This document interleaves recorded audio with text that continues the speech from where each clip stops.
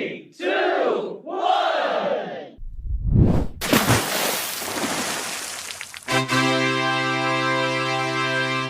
Hello, everyone, and welcome to another episode of Franchise Deep Dive with Jake and Josh, the podcast where two red-pilled homies dissect, break down, and discuss all of your favorite and least favorite movie franchises. I'm Jake.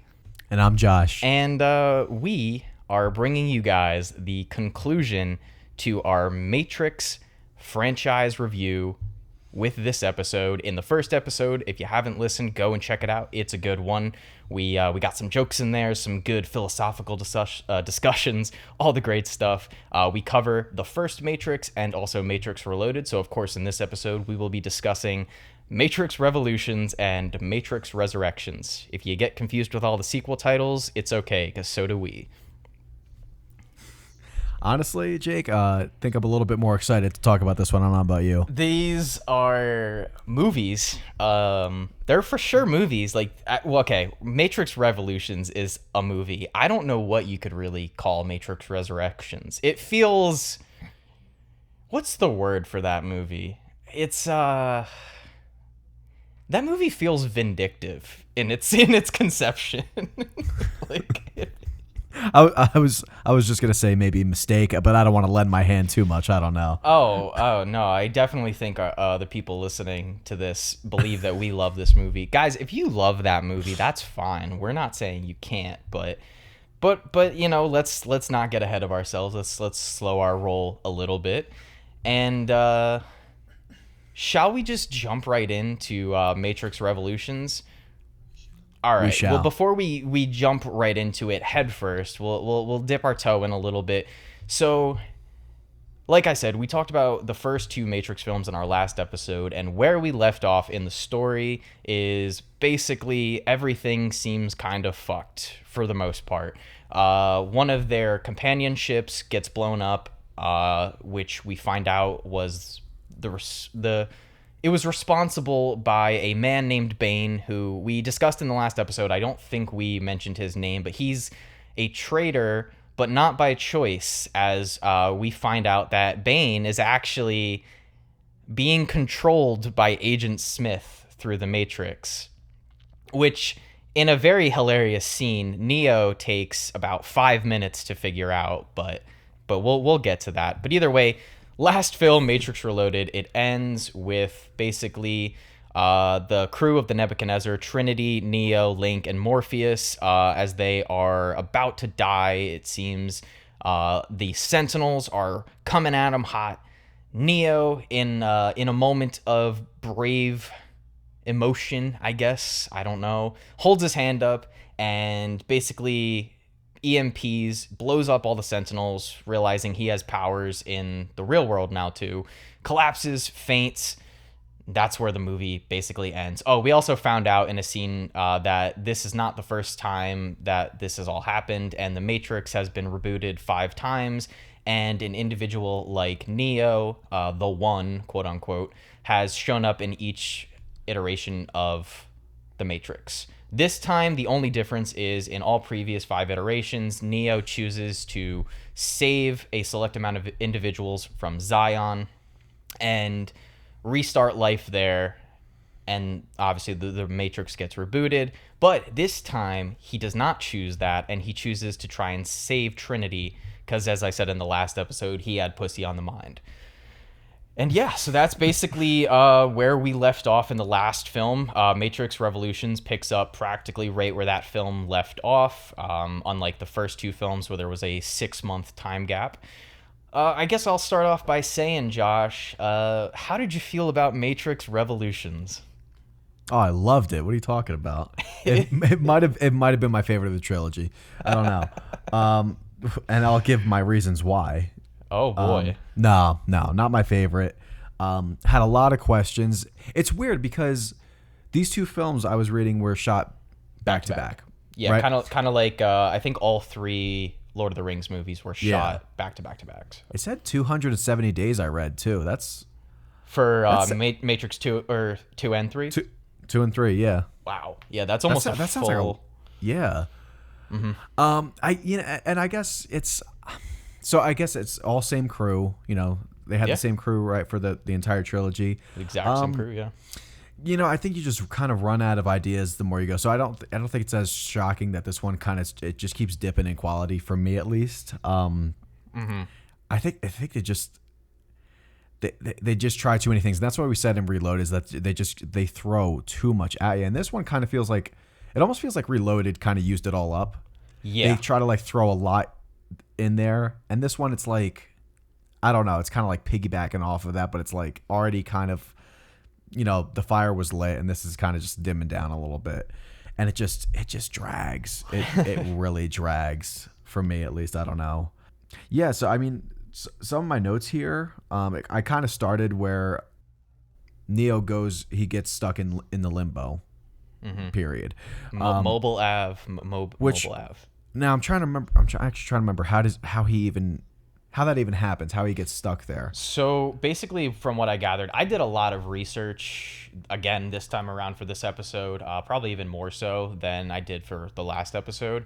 Not only just on Matrix 3 and 4, but also just like I wanted to understand and fully get the lore and the world of the Matrix to try to understand what the whole quadrilogy has done so far. It didn't help. But what I understand is that at the end of the last Matrix, Matrix Reloaded, when Neo passes out, he wakes up, like you said, in this sort of limbo area called Mobile Ave. It's this train station where we find out that there is a program named the Train Man who sneaks programs into the Matrix, is his role. We meet a little girl named Sati and her father and mother, who are all, again, programs. Apparently Sati, from what I read, is a program that was created without purpose, which makes her a problem, I guess. I don't know why, but it does. But either way, so what I understand is that that place, Limbo, is basically a world in between the Matrix and the real world. So that's where we start out the film, where Neo is stuck. And basically, I'd say the first 30 or so, maybe more, maybe a little bit less, minutes of this film are spent retrieving Neo. So what is it? Morpheus and Trinity go back into the Matrix, and they encounter characters we met in the last film, who we actually somehow, despite our entire Matrix Reloaded discussion, we did not mention two pivotal characters, that being the Merovingian, the French guy who is like super evil and is described as being like a really, really old and dangerous program, and his girlfriend or wife, I'm not really sure, Persephone, something like that, I think her name is. I don't know, but she's like Monica or something like that. Yeah, Monica Bellucci's character, which I want to bring up before we keep talking about Matrix Revolutions. But one thing that we forgot to discuss again in Matrix Reloaded, we talked about how much hornier that movie was than the first one because of like the 8-minute long Trinity Neo sex scene. We also didn't bring up that during the rave scene, there's like a bunch of shots of Link and his wife Z, who was the sister of Tank and Dozer from the first film. They're like grinding on each other. And then also a scene later on in Matrix Reloaded where Monica Bellucci's character, she betrays her boyfriend husband, the Merovingian, and she helps Neo, Morpheus, and Trinity to gain access to the Keymaker, who they spend the whole movie looking for. And the only way that she agrees to do it is by forcing Neo to make out with her in front of Trinity, but not just kiss her. He has to intentionally kiss Monica Bellucci the way that he would kiss Trinity, which makes Trinity very uncomfortable. She needs that passionate kiss in order to move forward. And he needs it. He gives her one and she says, "No, that's not good enough. I need you to treat me like Trinity." Because the first kiss he gives her just like a little peck on the lips, and then the second one he goes in and he really does kiss her. I just wanted to bring that up because we forgot to talk about it. But either way, those characters show back up in this film. And then there's this whole fight chase scene to try to retrieve Neo. Which, hold on. First off, I'm going to call the Merovingian. I'm going to call him Merv because they say that a couple times in these movies. I'm just going to call him Merv. Merv. Or Frenchman. The Frenchman. Who's the Sati's? Is it Rama? His name? Sati's dad? Sati's dad. I forgot to write his character name down. I think it's Rama. Yeah. But they kind of Merv and Monica Bellucci, I like how we're just like switching between character names and real names, but they kind of leave on a bad note, right? She like betrays him. She betrays him, yeah. I don't really know how they leave off in that. We don't really go into that. Yes, and I want you to remember that because they do something in this movie and they address it. So first off, I want to ask, how did you, because it leads into this next thought, but how did you feel about the different casting of the Oracle? So for those of you unaware, in the first two films, the actress is, I believe it's Mary Alice, if I'm correct, or maybe that's the second one. Gloria Foster. Gloria Foster is the actress who plays the Oracle, the all-knowing sentient program in the first two Matrix films. She's kind of the guide for Neo and the Resistance. You also find out she's essentially kind of the mother of the Matrix. If the architect is considered the father, she's very much the mother, which they address in these films. However, the actress unfortunately passed away during the filming of Matrix Reloaded, in between that time between Reloaded and Revolutions. I believe she passed away from diabetes, which sucks because I just thought, and me and Josh sung her praise in the first episode, but she was really great in the role. They replaced her with Mary Alice in this film. And I think she does a good job. I do think she slightly lacks a bit of the warmth and kind of motherly vibe that the original actress Gloria Foster gave off in the first film. But I do want to note something that I thought was interesting in the trivia is that they cast her because I believe the casting director remembered seeing Gloria Foster and Mary Alice play sisters in a theatrical play. Oh, really? Yeah, and he thought that they just felt very similar in how they carried themselves in their performances and stuff. So I thought that was a cool bit of casting information. I wasn't big on her, to be honest. No. She just no. It was very I don't know. It was very pale compared to Gloria Foster, I think, and maybe it was that what you said. She just I don't know. I just wasn't as convinced from her as I was from Gloria, and I didn't know that fact until like after I watched the movies and I saw that, and then I kind of lightened up on it. I was like, okay, they had to like kind of rework a couple things because they don't really. I feel like they don't do that great of a job of like explaining why. I was just about to ask how you felt about, how do you feel about them inherently just addressing it? Like most casting changes, they don't address in world, like in the world of the story. But in this film, they do it. Honestly, I wonder if it would have been better if they just like didn't talk about it because they bring it up, but there's no. It doesn't make sense to me why it's different.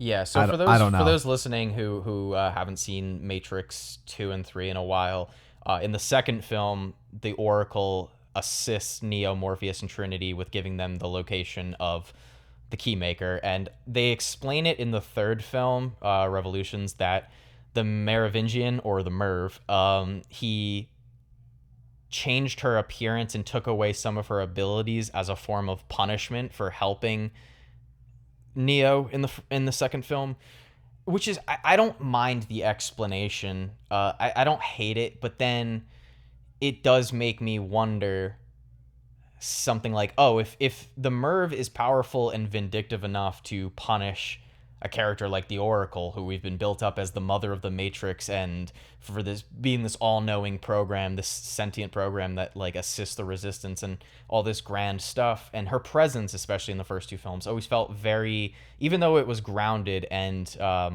Gloria Foster brought a real humanity to the role, she felt very larger than life, in my opinion.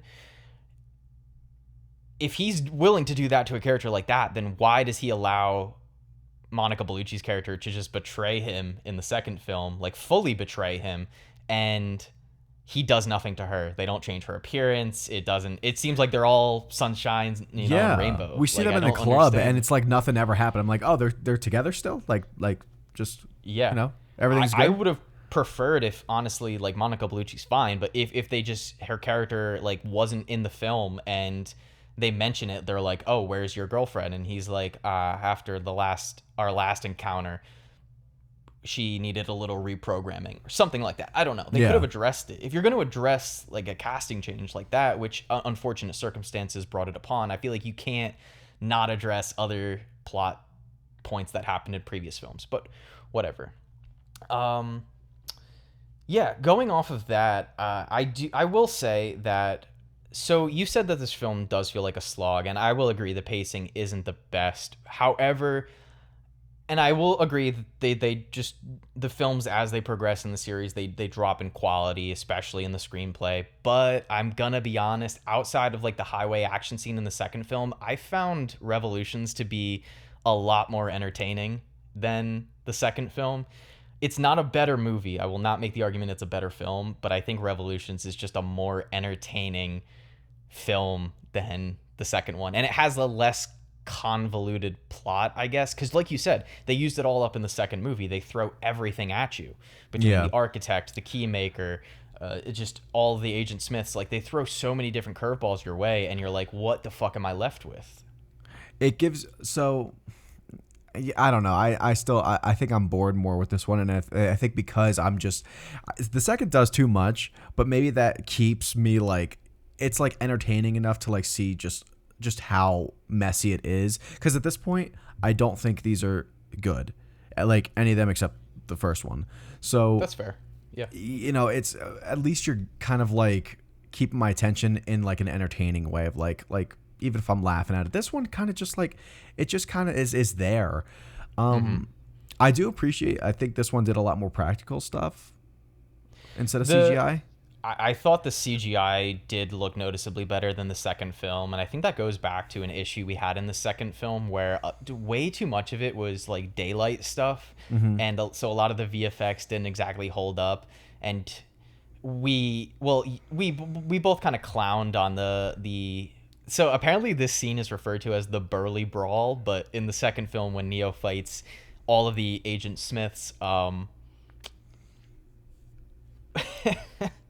God, every time I think about that fight, I laugh. But we kind of clowned on that. In this film, they have something similar in the third act. And I swear, right hand to my heart, hand to God, whatever the saying is, that when I said in the last episode, imagine this fight scene, but it's nighttime and it's in the pouring rain, that I had completely forgotten that in Revolutions, Neo does fight Agent Smith at nighttime in the pouring rain. Are you thinking about the slow motion punch that he gives Smith? I just think all of it, like that fight, I just think as a whole looked a lot better than the second one, in my opinion. And I guess it's because it's like nighttime, so it's like easy to hide. Like it's easy to hide. I also read this really weird fact on IMDb that during that fight scene, the VFX people spent 2 or 3 whole months perfecting the perfect raindrop. Did it say the raindrops were the code? Yeah. Okay. Which is a nice kind of callback to your theory about the first film, which I like. So, yeah. All right. So as a whole, I mean, I don't think this movie is completely terrible. I think in the grand scheme of franchises and ones that we're hoping to tackle, especially on this podcast later on, I think it does some things well. And we've kind of been bashing on the movie a little bit. So I want to bring it back around a little bit more positive. I think the whole stuff with Zion is pretty cool. I'll throw that out there. Maybe it didn't work for you. I'm gonna guess it didn't, but I thought the mech suits looked really cool.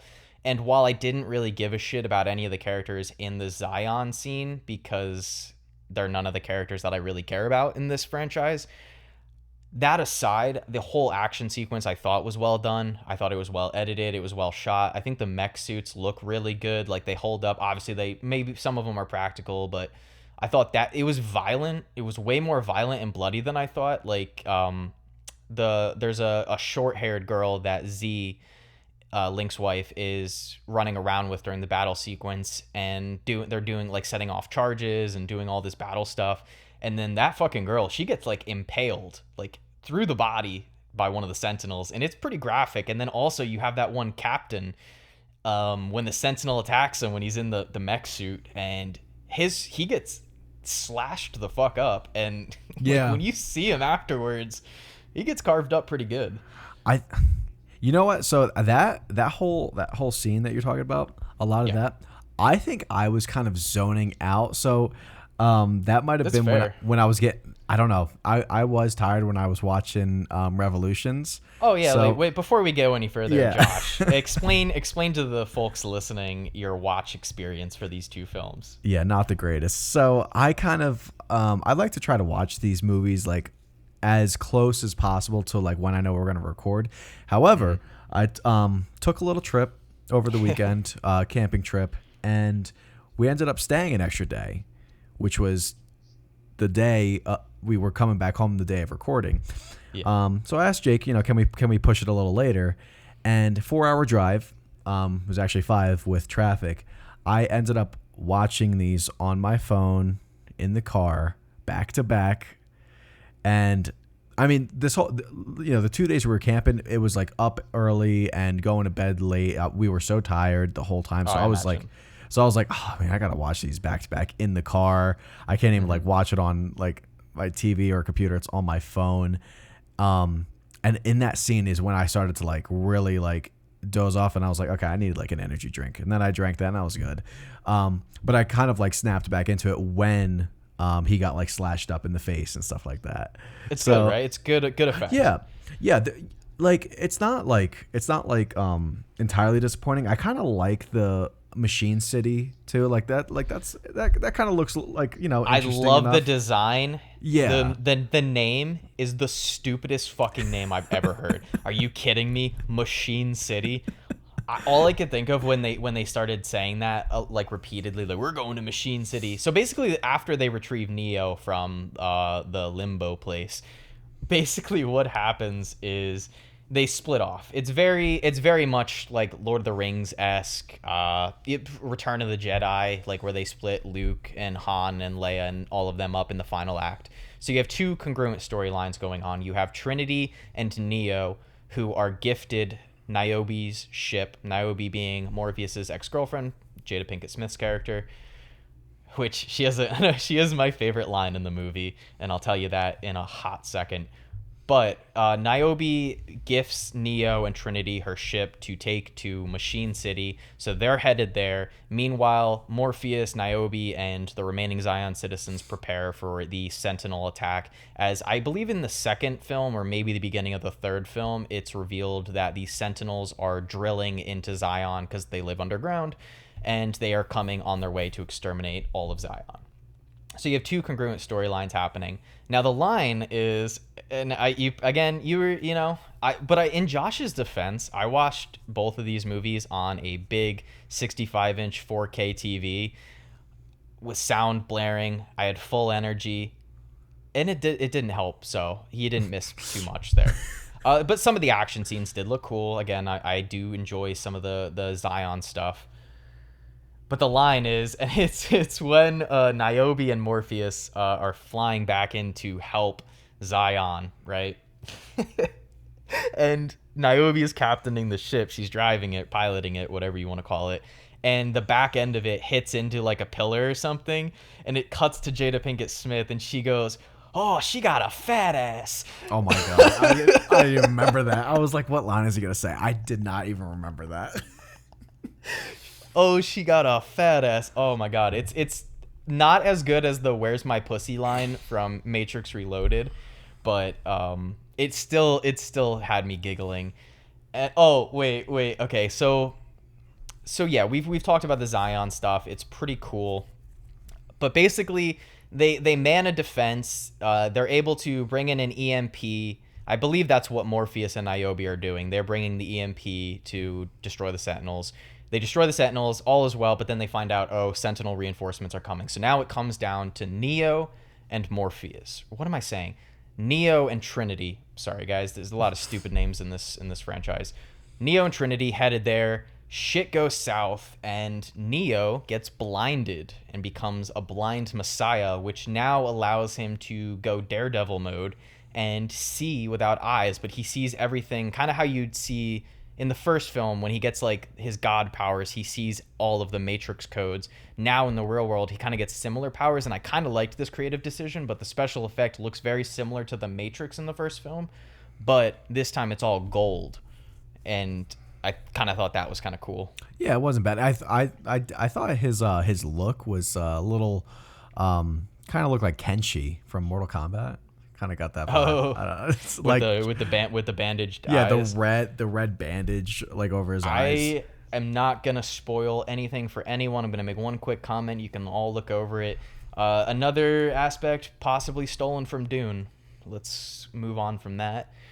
All of these sci-fi products steal from Dune is what I'm learning more and more and more. However, moving on, what happens is basically they crash the ship when they reach Machine City, which, again, Machine City looks really cool. And I want to bring this up because I don't want to forget about it. There is one amazing shot that I think might be one of my favorite moments in a blockbuster.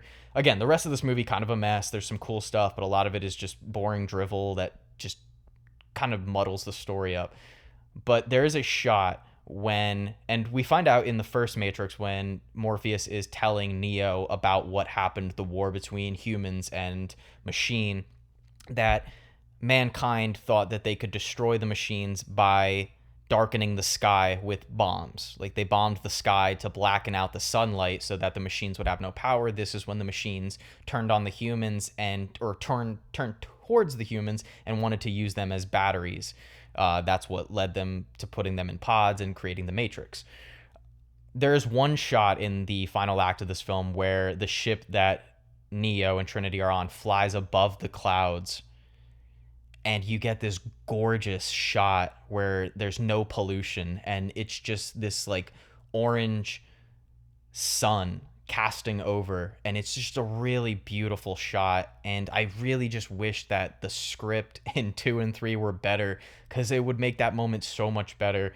But I don't think that moment can go without being talked about, because I really genuinely thought it was like one of the top tier moments in the entire trilogy. I'm trying to find the shot because I can't even picture it. What should I type in? Just type in Neo and Trinity fly above the clouds, Matrix Revolutions. It's just such a gorgeous, brief moment. The shot only lasts like a couple seconds, and then it's back down to the ugly, gross machine city. Yeah. Where Trinity says how beautiful it is, and he can't. Yeah. And again, it's a little cheesy. I won't say it's not, but it really worked for me in terms of like an emotional impact. Because for a series that is like, when you're in the Matrix, it's this gross, dingy green look. And when you're outside of the Matrix, you're in this underground, disgusting place. You're on a dirty ship. You see all of the destruction and dark, dingy colors. I don't know. It was just a really nice moment of levity. And then a couple moments later, they crash the ship and Trinity dies. Which, do you remember the scene when Trinity dies? Because you brought up a moment in the first film, or maybe it's the second one. Oh, wait. Okay, let's go back to back Trinity quotes, because one of my favorites is right before they're about to go to Machine City. Trinity turns to Neo and says, 6 hours ago, I was ready to die for you. You know what's changed in the last 6 hours? Neo goes, no. She goes, nothing. Yeah. So, all right, let me just say my thing about like the dialogue in this movie. I'm so sick of every character, just whether it's like Rama, the dad, talking like he's the Oracle. I'm just so tired of like everyone like get to the point. It's like everyone kind of like asks a question, and it's like, enough with the mystery. Like not everybody has to be this. And even Smith gets so wordy with his like mini monologues at like the end. I'm like, this isn't doing it for me. You're losing your character here that I liked in the first one.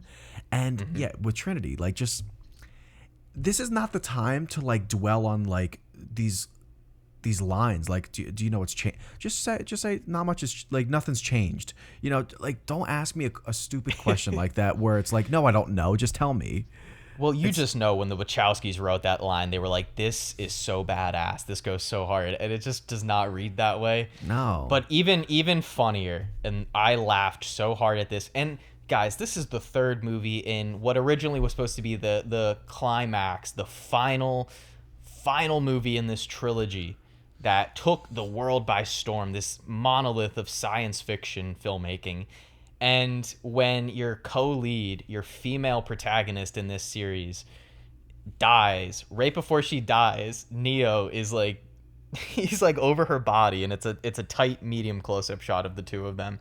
And Neo says, no, no, you can't die, you can't die. And she goes, yes, I can. This is a long drawn out death where like she's got like 10 rebar like poles in her. I'm like, I mean, I don't even think it'd last like 10 seconds.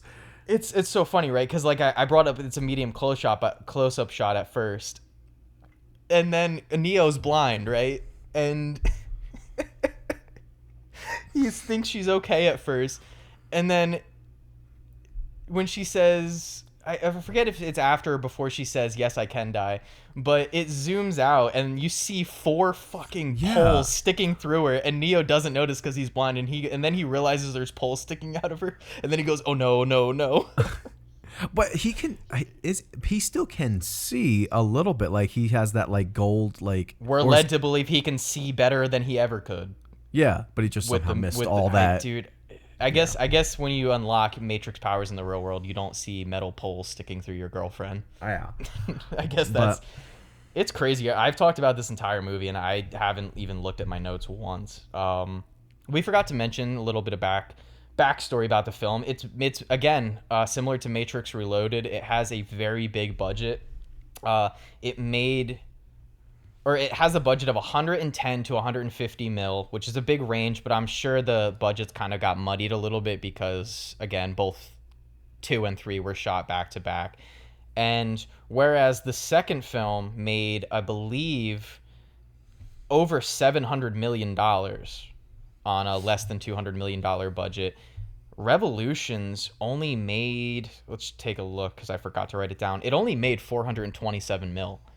Which, for anybody wondering, at the time of this recording, I currently saw Deadpool and Wolverine earlier today, and that movie in one weekend has already made over $400 million.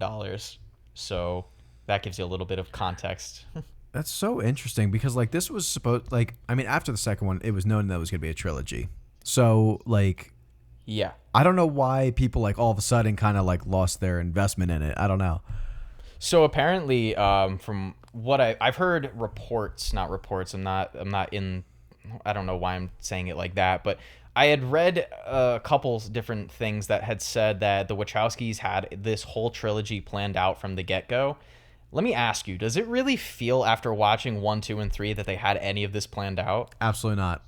Absolutely not. After the first one, they definitely planned out 2 and 3 the best they probably could. No. Yeah, I agree. You would even like plant some Easter eggs in the first one a little bit to like kind of foreshadow some of these grand ideas that you're putting in 2 and 3. No.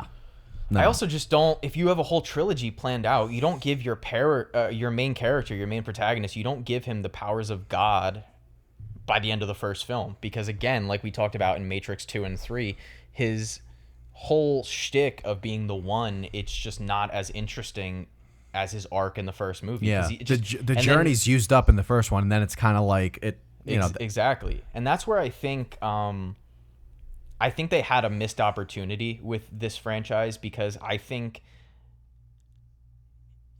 in my perfect world, if you're gonna do a trilogy of this, I don't think you even need Neo in the second movie. Maybe bring him back in the third movie, but focus on other characters. I think the world of the Matrix is very interesting. I think the world that they create and all of the lore that they built, there's a decent amount of lore that explains it. If you want more, you could always watch the Animatrix, which is like a collection of animated shorts that all tie into the Matrix, and it explains the backstory of this world a lot more, and it is cool.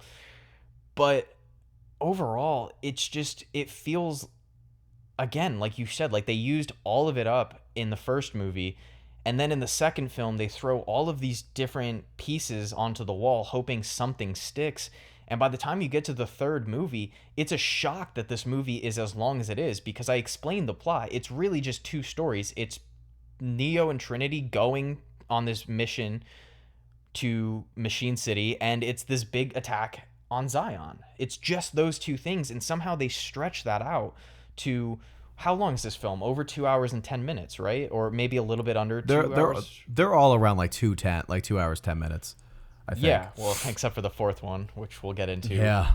But no, I don't understand because I'm really conflicted with this movie, and I wrote it in my notes. But as I was watching, I was like, it clearly has a finale feel to it. Like, this feels like the final film. But by the time you wrap up the movie, the last couple scenes, you just have this weird empty feeling inside of you. Like, you're really unsatisfied. Yeah. Like, when it ended, kind of like on the Oracle and I think Sati was in the last scene, right? The last three characters you see are Sati, the Oracle, and the Architect is there. Everything happens very quickly. Where very it's like quickly. I don't know, like, especially for Neo, like they do a whole thing for Trinity, which fine, good, whatever. They don't really do much for Neo. It's kind of like it like after all the Smith stuff and he does his like sacrifice, it just kind of like jumps right into that final scene of them in the park, and then that's kind of it. I don't know, it just feels too quick. I also think that what you ultimately end up at the end of this film, what these three movies have built up to, is not what you initially expect, because the first film sets up a very clear humans versus the machines. And by the end of the third film, that's not the conflict anymore. The conflict is a rogue program, Agent Smith, being a threat to the real world and the Matrix. So the humans, Neo, have to make a deal with the Architect and with the machines.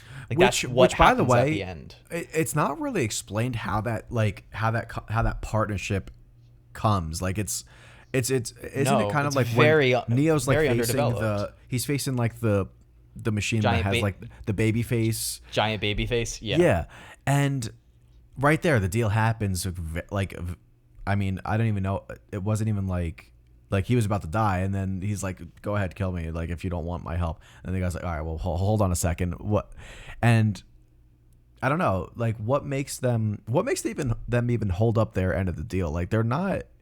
It's not like. I guess because Smith is going to destroy the machines too. Like, he's trying to just wipe everything out. That's the concept. That Agent Smith now is supposedly trying to destroy the Matrix and the real world. But is that believable that like all of a sudden, just like that like moment, they're just going to like partner up with the humans that they spent all this time going to war against? I don't know. It's exactly what I said. It just does not feel satisfying, and even what they try to do with Trinity, I think it fails kind of miserably. Again, like, I shouldn't be laughing at a character's death. I don't want to. I hate being that asshole who laughs at like serious moments. I don't do it in theaters. I'm considering. Nah, you gotta hold that in. You got to hold it in. You don't want to ruin the experience for someone else and make them feel weird for feeling something.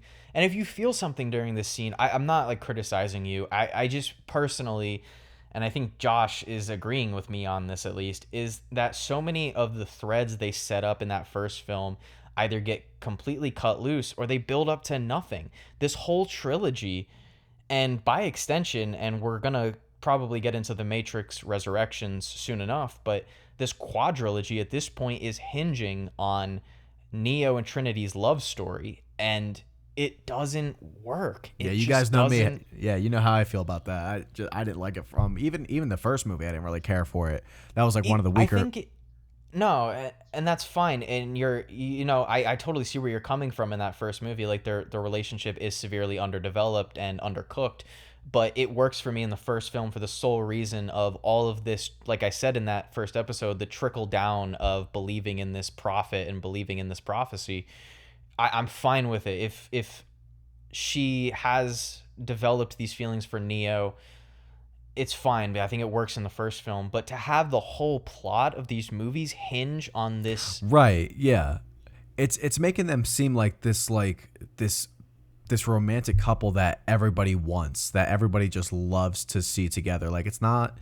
I mean, and I'm trying to think of like couples that everyone loves in movies, but like it's you're trying to like put it on that scale, and it's just you didn't do that much in the first film. No.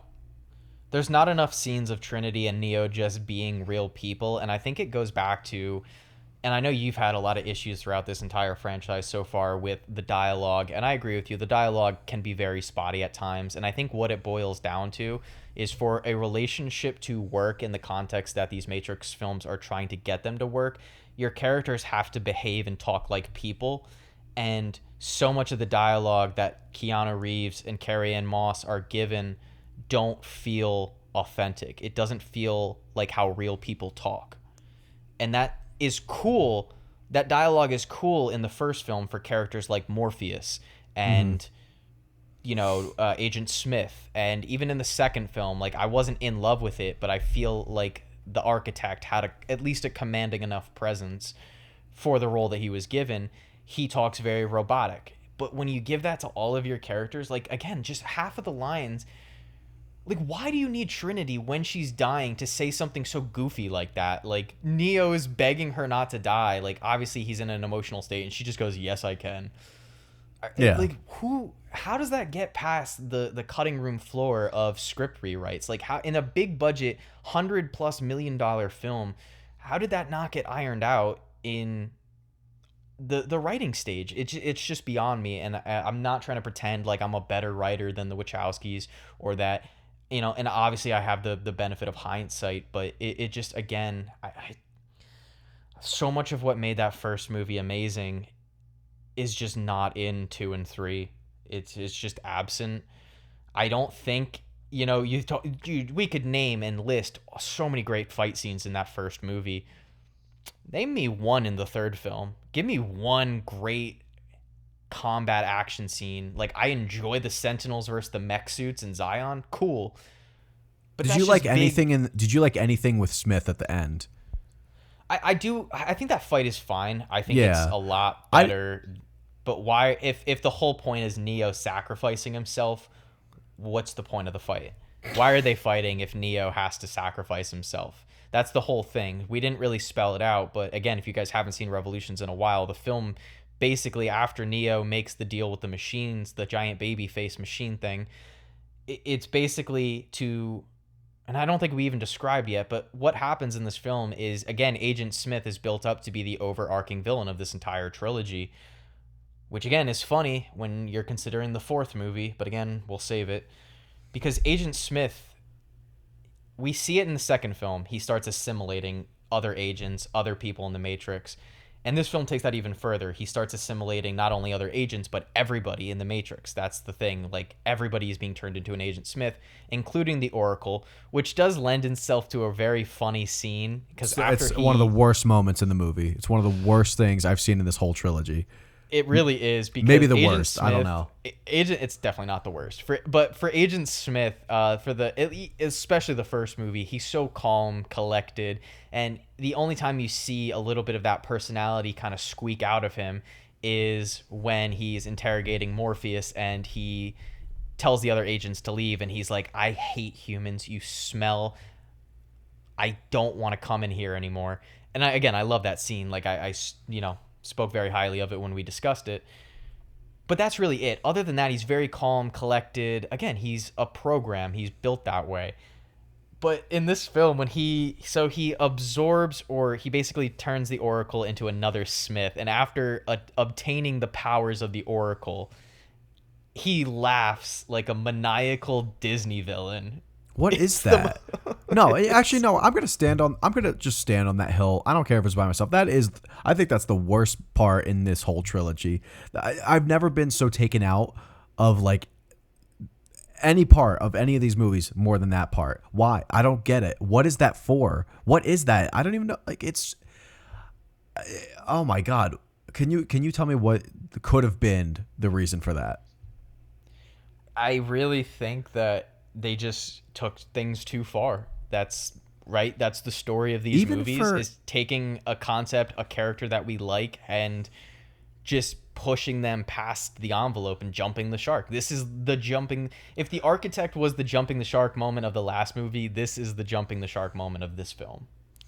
Even for Hugo, though, like, I don't even know what that delivery is. That had to have been a joke. Hugo. He had to have been. No, I do.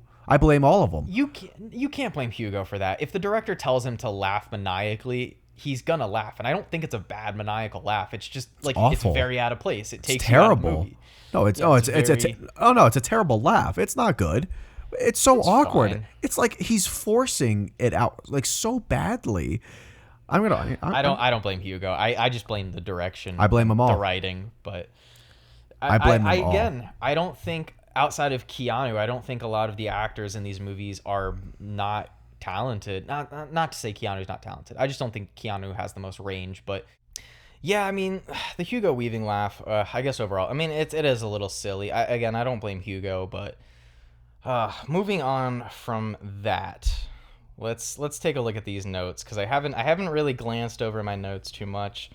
I didn't write many lines, but there's one line that for some reason stuck out to me is when Seraph goes to the club and gets approached by the two guards, and the guy just belts out, "The only way you're getting through this door is over my big dead ass." And I was just like, I didn't. He wasn't even like that big. You caught that one, but you didn't catch the she got a fat ass. Who knows? That was probably during my sleepy moment too. I don't know. And actually, also the club scene when Merv, fine. Yeah. When Merv just like silences the club, that is the most obedient club I've ever seen in my life. I thought time stopped in the movie. I thought it was like a time stopping moment for how quiet it was when he was like talking to them. Everyone was just standing so still. I was like, how is everyone just like, no one's making a sound right now. It was just clubbing like so loud a second ago. Whatever. Not great sound design. Nobody does club scenes like David Fincher.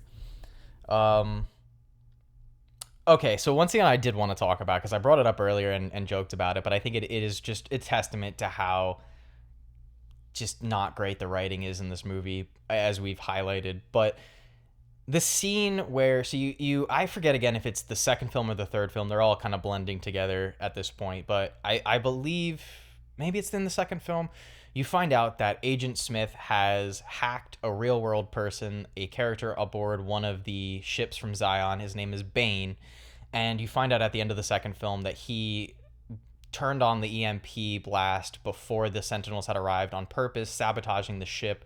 And he is the only survivor. That's like the final shot of Reloaded is Neo, who's unconscious at this point, stuck in limbo, like we said, and Bane. They're on like opposite ends of a stretcher. And then in this film, there is a scene where, and I think that's what causes Neo to go blind maybe, but there's a scene where Bane, aka Agent Smith, tries to kill Neo in the real world. And throughout this entire fucking trilogy, there is one character who calls Neo Mr. Anderson. And it's Agent Smith, okay? He says it like 20 times in that scene. And Bane, as Josh said, reiterates this multiple times, even bringing up their past encounters, right? He mentions that they've encountered each other before, and it takes Neo like goddamn 8 minutes. It feels like 30 minutes to realize that this is Agent Smith, but just in a different body. But he refers to him as Mr. Anderson so many fucking times. It's every other line in the middle, and in the middle of a sentence too. It's not even like all the time. Like it's not like he starts a sentence with Mr. Anderson or ends with it. It's like comma in a sentence, and I'm just like, enough, please. I mean, like it's one thing if Hugo's saying it because he like, but even then I get tired of it. But because Hugo says it the best. He's got that deep, raspy voice. Mr. Anderson. This guy's like, Mr. Anderson.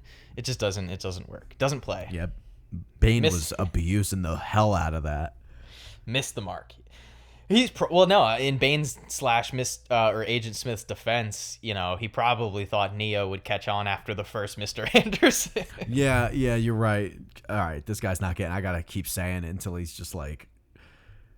And yeah, he struck his eye with like the electrical wire in that fight scene. How did you feel when Agent Smith approaches the Oracle and says "Mom" and calls her Mom? I don't know how I feel about that, to be honest. I don't know. Felt weirdly thrown in. Like technically, if she's the mother of the Matrix, she's the mother of Agent Smith, who's a program, but the way he delivers it sounds like they have like a very personal relationship and history, and they've never interacted once. Like we've never seen them interact not one time. once. Literally in the second movie, when we see the Oracle, she leaves as Agent Smith times 1,000 arrives. So, yeah. I don't know. I think overall, yeah. I'm looking through my notes. Why does any of this matter? What are the stakes? I don't understand. Oh, I can't wait to talk about stakes in Resurrections. I can't wait. We'll talk about stakes. Well, should we then move on from Revolutions to the fourth and final film of the Matrix? Yeah, franchise? I don't think I have anything. I think we covered a lot of stuff. Again, guys, this one is a little hard to get into the more of the making of and the behind the scenes, because a lot of what we said in this one we covered in the second film, because they were shot back to back. And for all three of these films, we mentioned multiple times, we'd like to go over the different crew and casting choices and stuff, but you can't, because it's the same crew, same cast every film. It's other than like, I feel like if we were to do an upgrade, downgrade of the characters in each film, it'd probably just get progressively worse. I mean, we talked about how great Hugo Weaving is in the first Matrix and just how poorly done his character is in this third film. Yeah. So yeah. Oh, one last fun fact about the more practical side of it. Yeah. I guess they used like 50 extras in the like pouring rain scene. Okay. And they had like Hugo masks, I guess, on. Yeah. And they also had like 100 dummies to kind of resemble him. So there was like over 100 just like That's extras cool. and dummies in there. I did when I was watching the behind the scenes featurette, I did see the one of the behind the scenes shots of that, and it was a bunch of extras with Hugo Weaving masks over their face. That sounds like a lot of work for like such a like, I don't know, it just seems like a waste of like good practical effects for like this kind of movie. Again, this movie is not lazy, it's just misguided. Yeah, I blame the Oracle. She's the bad guy. Okay, so guys, that would be The Matrix Revolutions. We didn't say the year, but it was 2003. Again, same year as so apparently I did read one last kind of fun trivia fact about Matrix Reloaded and Matrix Revolutions, is that supposedly the original plan was to release the two films a couple weeks apart.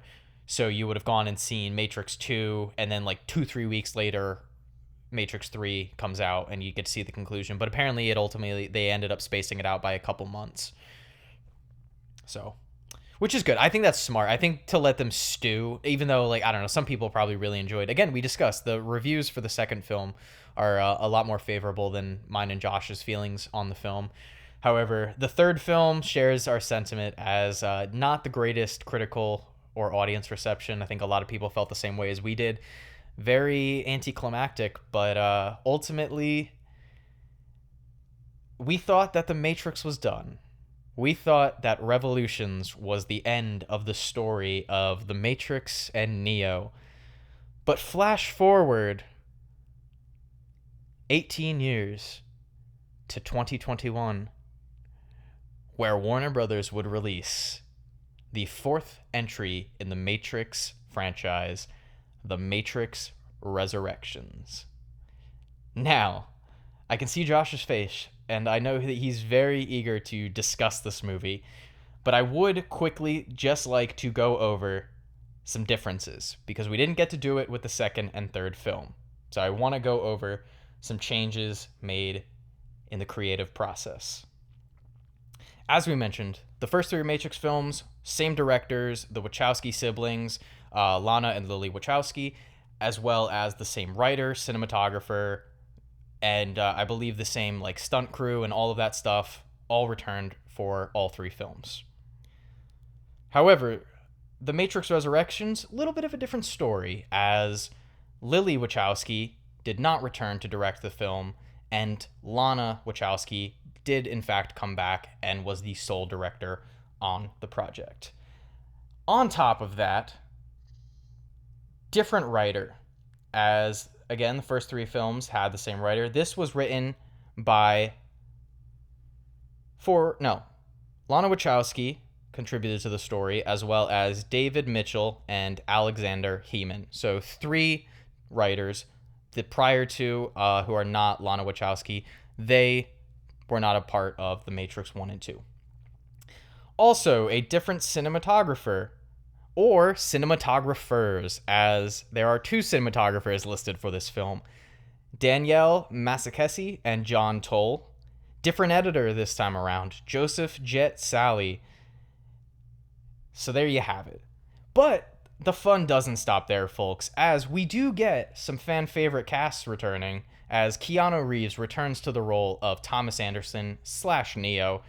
We also get Carrie-Anne Moss back as Trinity. And everybody's favorite cast member in all 3 Matrix films. The standout performance.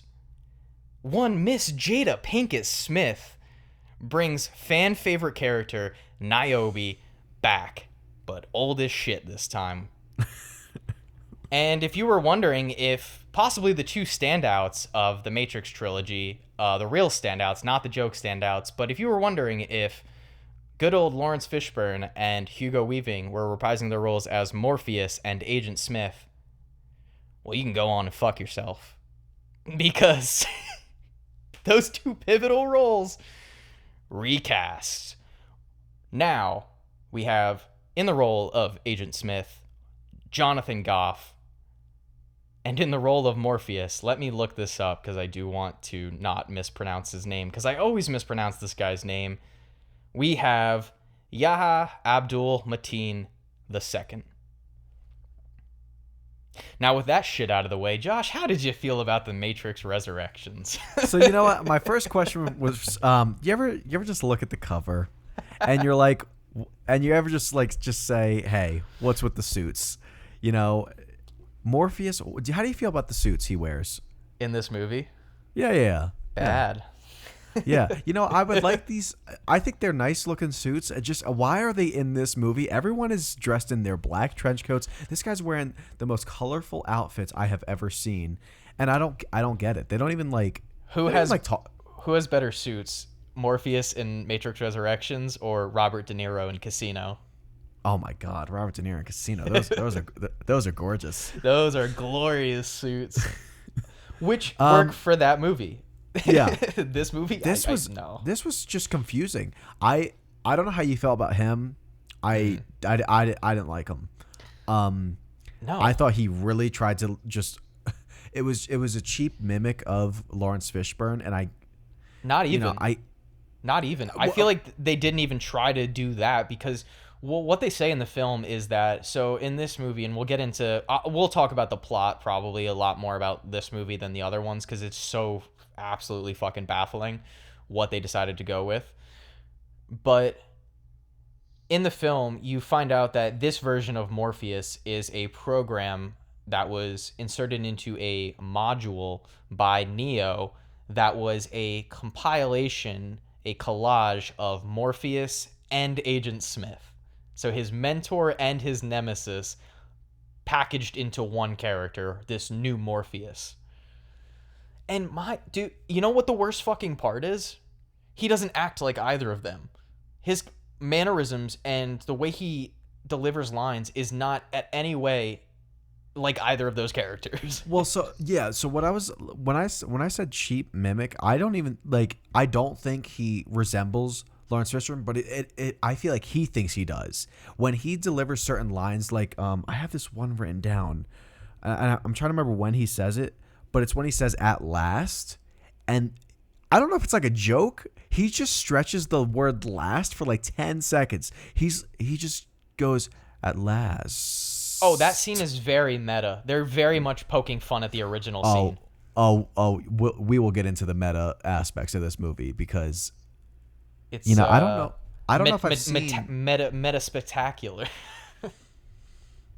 It's so distracting. It's like I can't even believe it when they're like just trying to like bounce ideas about the new video game. I mean, I don't know if we're jumping too far in. Yeah, well, let's set the stage. Okay, folks. If you haven't seen it, honestly, I'd recommend it. Go watch it because it's one of the probably most baffling big studio films I've ever seen in my life. the stage is set, right? So we end Matrix Revolutions. Trinity is dead. Neo is dead. The humans and the machines, they've made a deal. They've made a peace treaty where anybody who wants to take the red pill and leave the Matrix is free to do so. And we even see at the end of Revolutions that they've rebooted the Matrix again, and it looks very different. There's no green tinge to it. There's no like dark shadows. It's very bright, very colorful, looks very normal, which is a fine ending. I again, the whole concept of the deal being made just completely betrays what the first film set up, but we've already discussed that. So in this film, it starts out, we're back in the Matrix, and the film opens up with a recreation of the opening scene of the first Matrix film, but it's not Trinity. It looks kind of like Trinity, but it's not. And we see a character named Bugs, played by Jessica Henwick. She's got blue hair, and she's rewatching this, and what she's saying out loud is basically they're watching this and they already have seen this before. They know what's supposed to play out. She kicks their ass. Anyway, the scene plays out and it's not at all the same exact way as the original film. Things are changed, things are different. And instead of Agent Smith this time, Morpheus shows up. So already they're getting into the meta-ness, showing us a scene from the first film, but in a different way with a couple different changes, which is at first glance a little enticing. You're at least, I think, a little intrigued to see where it goes. Spoiler alert, nowhere. But what you find out is that, so let's just, before we even get into the overarching thing, we meet Neo again, but he's Thomas Anderson, and he doesn't remember anything that happened in the previous 3 films. Instead, we are told that Thomas Anderson is a famous video game designer who made a trilogy of video games called the Matrix Trilogy. And throughout the course of the opening act of this film, we see scenes from the Matrix movies replayed, but we're supposed to believe they're like cut scenes from a video game. Yeah, I was a little confused by that. I was like, okay, when they said the game's on screen, I was like, okay, maybe they're gonna do like something cool, like just maybe put a little work in and maybe show a video game. It's just clips of the movie. I'm like, is this like, are they like seeing a video game, or is that what it looks like to them? I don't know. I'm convinced that Lana Wachowski has never seen a video game. But that aside, let me address. They had 2 options, Josh. Again, we didn't bring up, guys, this movie has a budget of $190 million, which is like $60 to $70 million more than the last movie, right? Yeah. So again, they had 2 options. If you're gonna go this route, that Thomas Anderson is a famous video game designer who created a thing of the Matrix, whatever. First off, Neo should be dead. We'll get into that. But not only is he a video game designer in there, and I'll get to the 2 options I had in a second, but we're also told that there is a character who looks exactly like Trinity, played by Carrie-Anne Moss, inside the Matrix. Her name is Tiffany. And she is a mother of 3 and likes motorcycles and works at a motorcycle shop or something. Whatever. But so Josh, they had 2 options. Do a little bit of work with that $190 million budget. Make some low polygon, low resolution, low graphics versions of the scenes from the previous movies. You know what's even worse, Josh? There was a PS2 tie-in game called The Matrix Path of Neo that already has graphics from that era that they could have just used in this movie. Yeah, wait, what's the game called? It's called The Matrix Path of Neo. It takes place, I think, in between the first 2 films. Okay. Because I remember I actually played Enter the Matrix. I don't know if you remember that game. That's like the sequel game to the trilogy, I believe. It continues the story.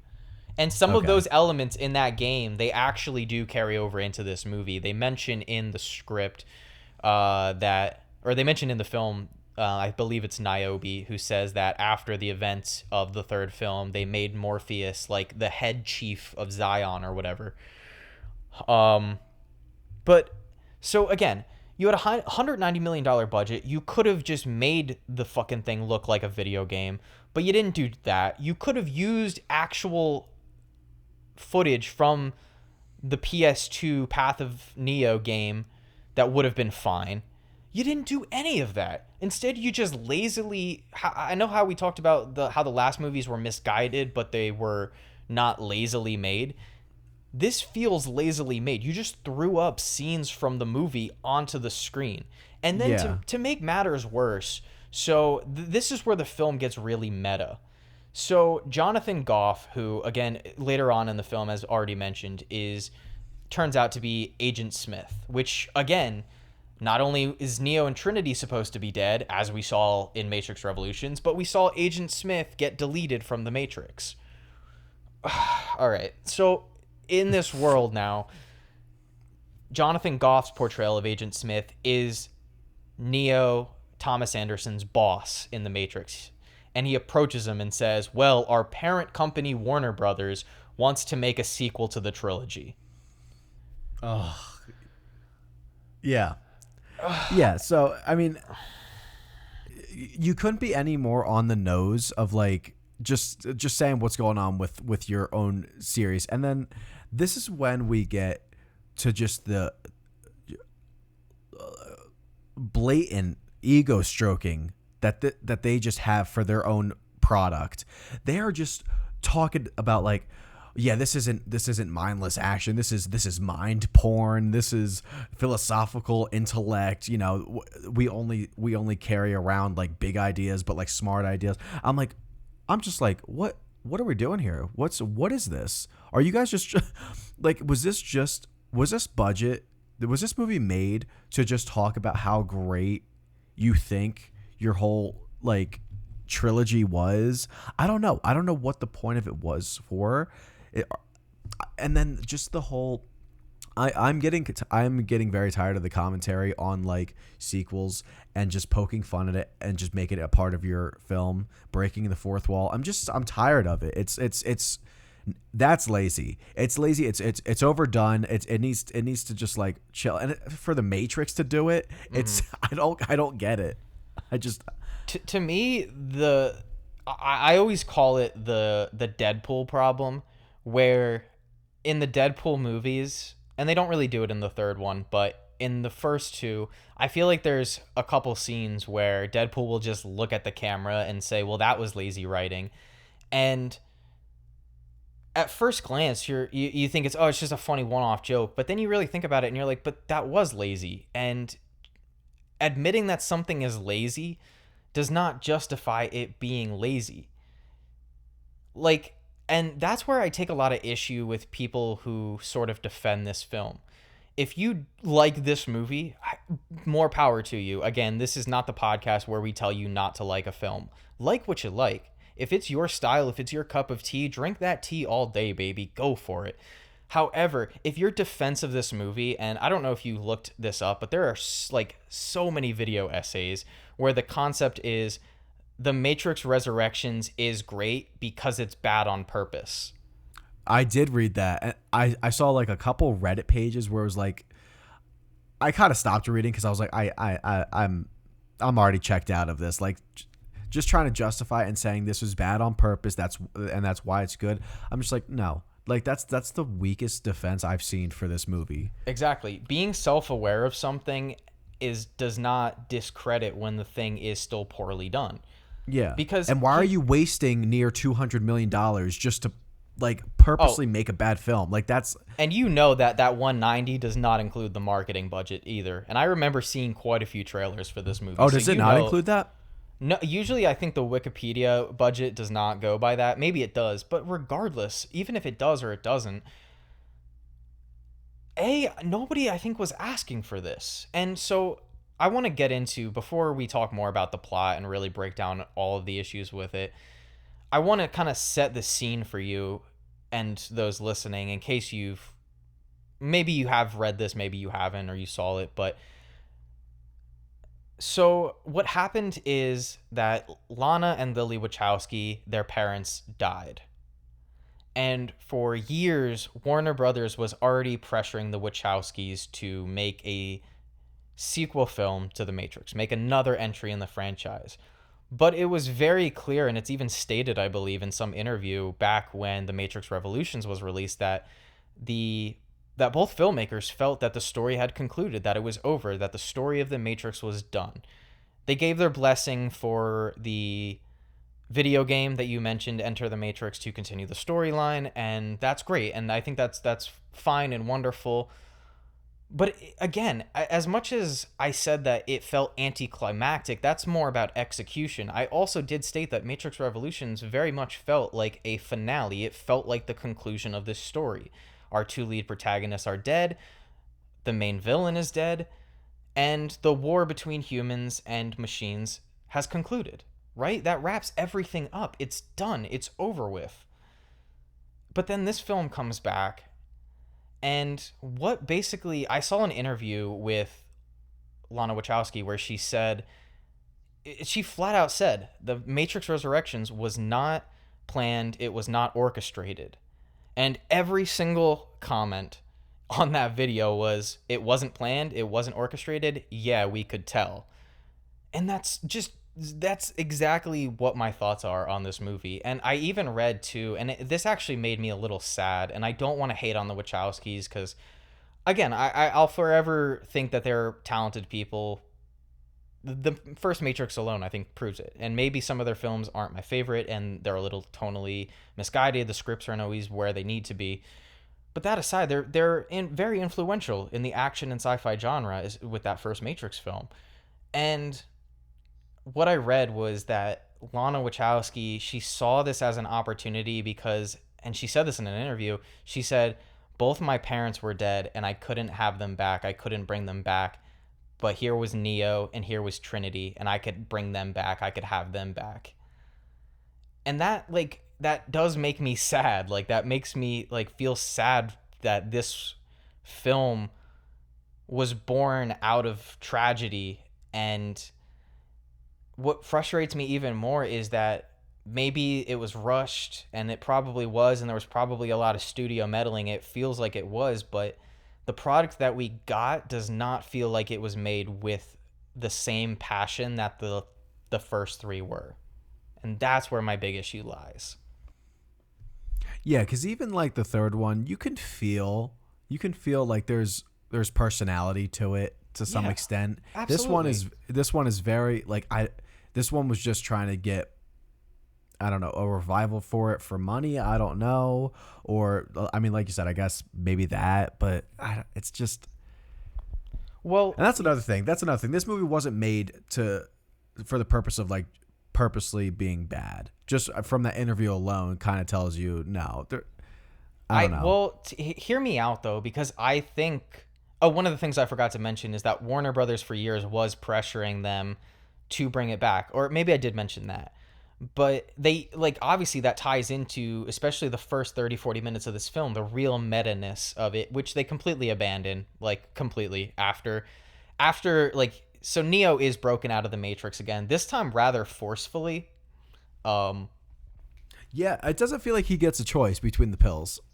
Dude, we'll just compare the scene in the first film to the scene in this one, where Morpheus is calm, collected, he's mysterious, he has this enigmatic presence to him.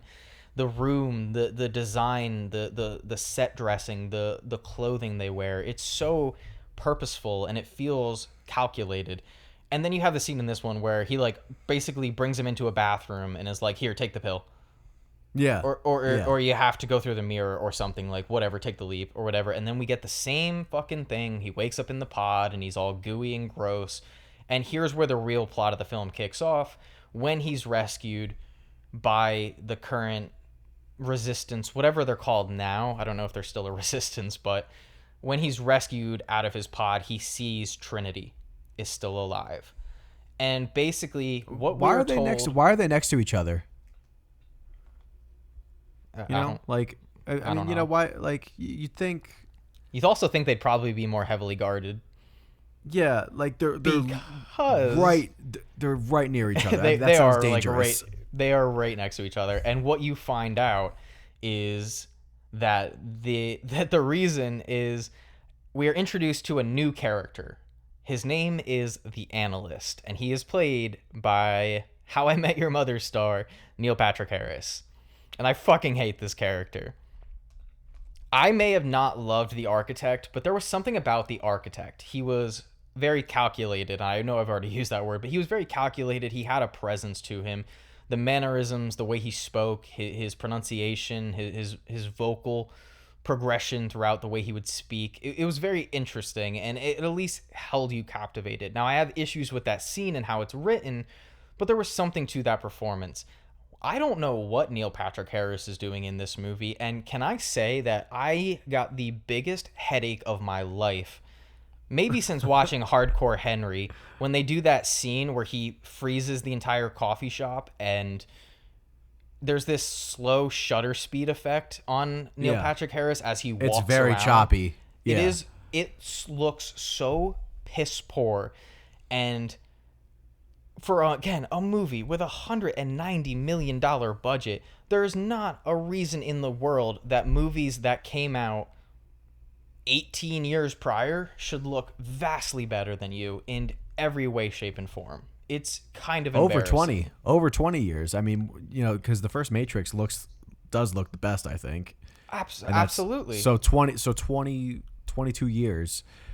You got a movie in the 90s looking better than a movie in the 2020s. It's baffling. And to that note too, one of the defining aspects of the Matrix, I think when you think Matrix, you think of two main things. You think of the philosophical meaning and ideology behind what it means to be in a simulation and what freedom and consciousness and intelligence means. Really interesting stuff.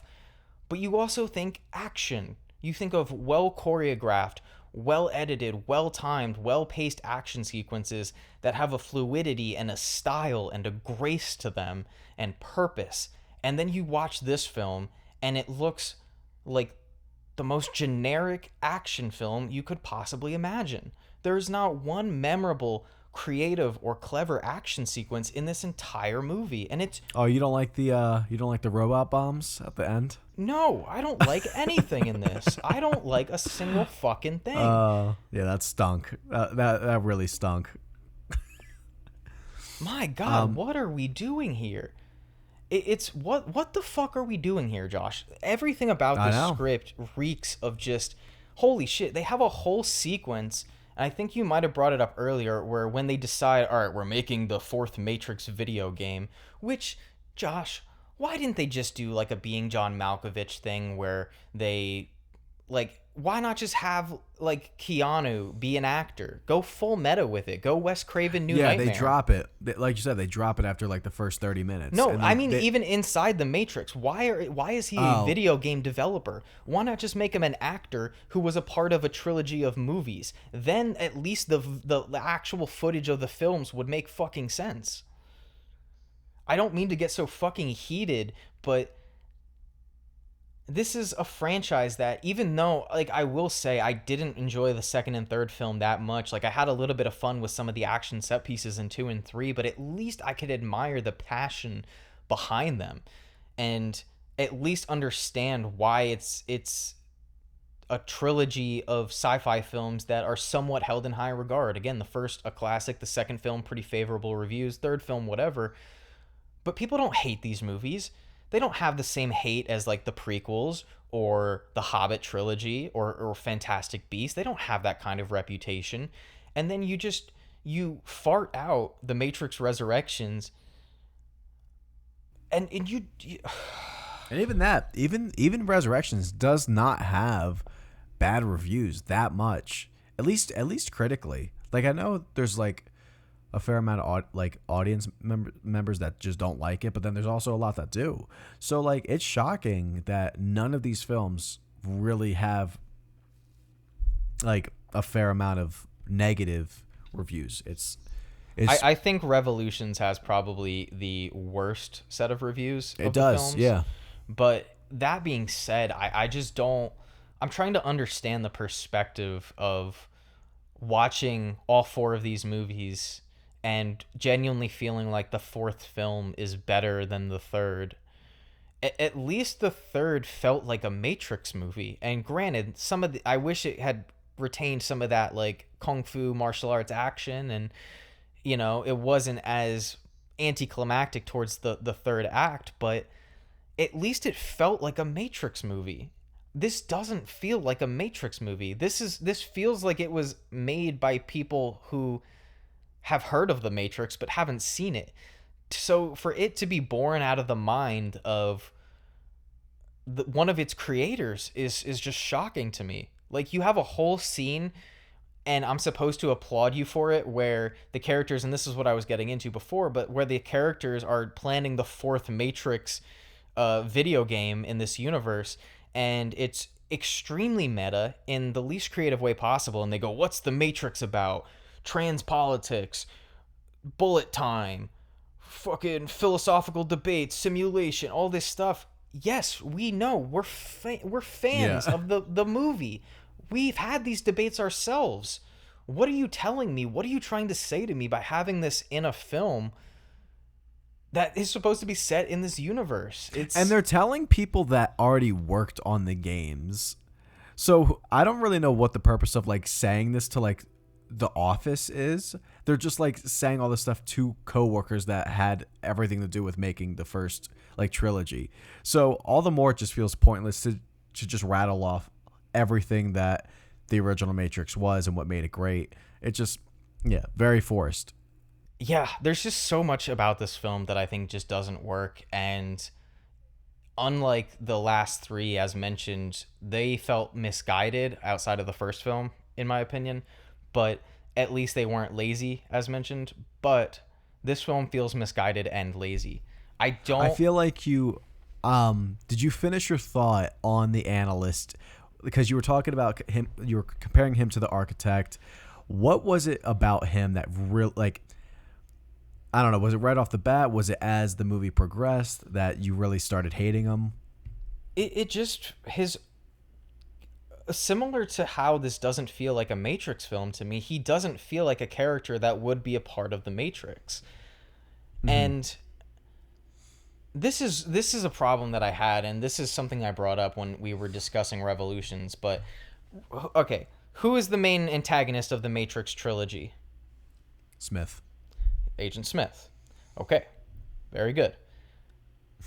The humans and the machines make a treaty to take down Agent Smith because he's a threat.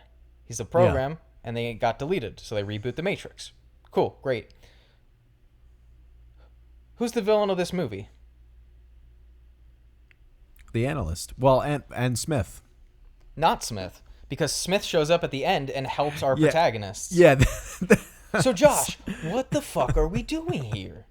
What is happening? The main antagonist of your last fucking trilogy is now working with the good guys who made a deal with the bad guys last time to stop the bigger bad guy. And now, the bigger bad guy of the last time is now working with the smaller bad guy, or now working with the good guys to take down the smaller bad guy. Why are we just diminishing? And you know what? The sheer existence of this fucking movie, Josh, it completely diminishes the entire trilogy. Yeah. Everything is undone, and that's what we were talking about with stakes. They get worse and worse as like the second one comes out, then the third one. This one, it's like everything just goes out the window. Nothing mattered. No, literally nothing. And I can't stand that. Zion being saved doesn't fucking matter because and this is just gonna happen. Like what? So they're like, I mean, if they do keep making these, which I can definitely like see them doing. We discussed this a little bit before recording, but they are, as of right now, apparently in the works making a fifth Matrix film. Nobody has set to reprise their roles yet. However, it is being written and directed by Drew Goddard, who I believe wrote the script for Cabin in the Woods. So yeah, he directed it too, I think, right? No, Joss Whedon, right? Cabin in the Woods? Yeah, wasn't that Joss Whedon? Am I just an idiot? Yep. No, I could be. I could be the idiot here. Hold on. Well, I know Joss Whedon worked on it, but I don't know who directed it. No, you're right. It was Drew Goddard. What's did Joss do on it? He wrote it. Him and Drew wrote it. Okay. Oh, okay. So they wrote it together. Okay, so you were right, Drew Goddard. So he has shown competence, so I have a little bit of hope. I also, I've heard other people say this, and I think I may have heard this on maybe another podcast that was discussing Matrix Resurrections, but they had this idea where they really should have just gone a Blade Runner 2049 route and just brought in a new creator who likes the Matrix and has a passion for it, but has new creative, bold ideas. This movie just feels spiteful. It doesn't feel like it's interested in having fun and being interesting and entertaining or well thought or thought provoking. You look back to the first Matrix film, and again, the subsequent sequels kind of didn't really thoroughly explore this enough, or maybe they just explored it well enough in the first film that they didn't need to. But this movie has no sort of interesting ideas or concepts at play. Like, it's just basically, after Trinity and Neo went to Machine City and they died, the analyst, he said, why don't we resurrect them and bring them back to life? And their love is so powerful that their connection, maybe that can power the machines, and that'll be what. So now, basically, the Matrix is powered by Neo and Trinity's love. That's basically what this is surmising, is that Neo and Trinity, again, so then why are you keeping them so close together? They're pods right next to fucking each other. Yeah. And then, to make matters even worse, as we've already discussed with how this movie just completely diminishes everything the last three movies did, and just makes all of that inconsequential, which we should have known, right? Because at the end of the second movie, they tell us, hey, the Matrix can just be rebooted, so whatever you're doing doesn't matter now. And Keanu says it, Neo says it in the movie that nothing mattered. He's, yeah. He's like the audience. He's like the audience. He's just like, none of it mattered. And Bugs tries to tell him that no, it does matter, because look, we're all working together. We don't have to eat slop anymore. We can eat these. I like that you brought that fruits. up, because I do. This is gonna simmer me down, because I'm very heated. This is gonna simmer me down. I may have lied a little. There is one interesting concept at play in this movie.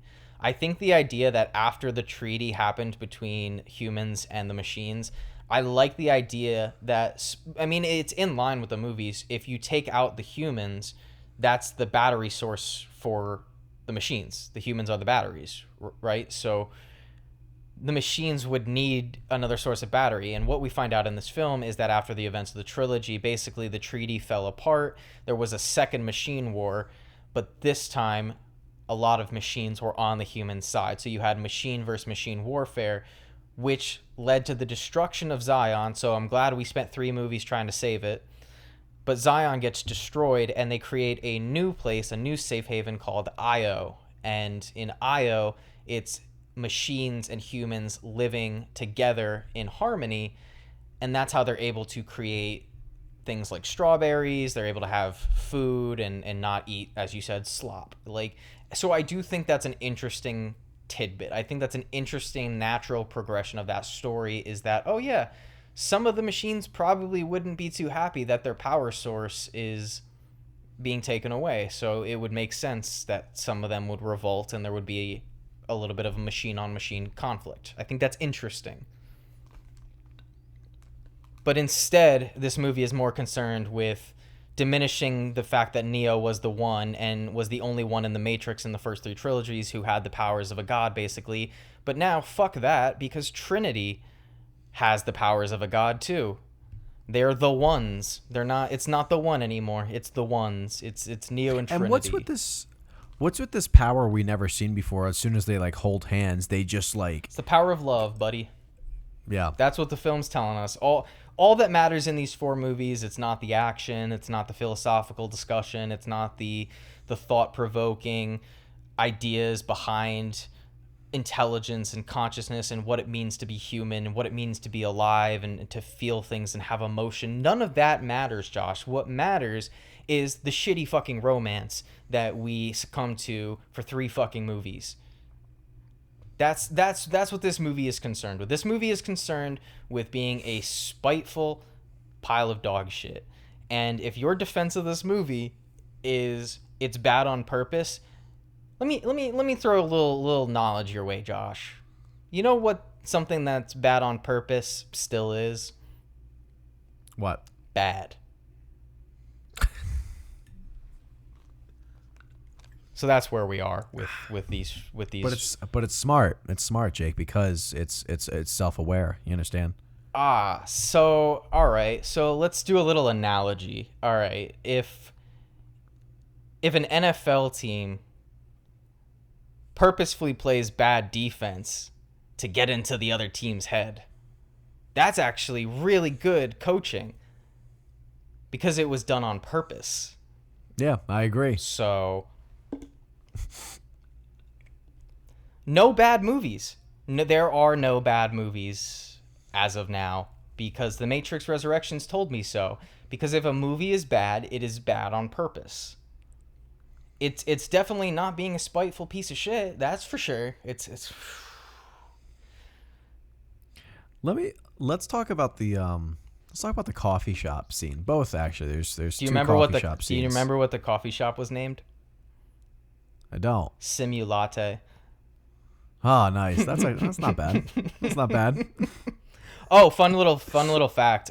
Tiffany, aka Trinity's husband in the movie, is played by Chad Stahelski, who was Keanu's stunt double in the Matrix films and also the director of the first John Wick. Really? Mm-hmm. Did you notice any connections with John Wick in this? No. No, okay. I didn't know if I was like missing because something. Because John Wick has good fucking action, and this movie does not. So, all right, in the coffee shop, just like the most obnoxious kid. Like, I think they just introduce themselves and say their names. Wait, and he just like interrupts. Wait, yeah, bring it up. Sorry. No, he's just like basically shouts at Keanu and says, "You trying to bone my mom?" Yeah, that's what I was hoping you would say.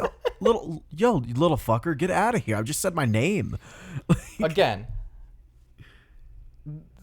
not to say some kids probably don't act like that. There's shithead kids, but it doesn't feel like a Matrix movie. It's unnecessary. It's out of place.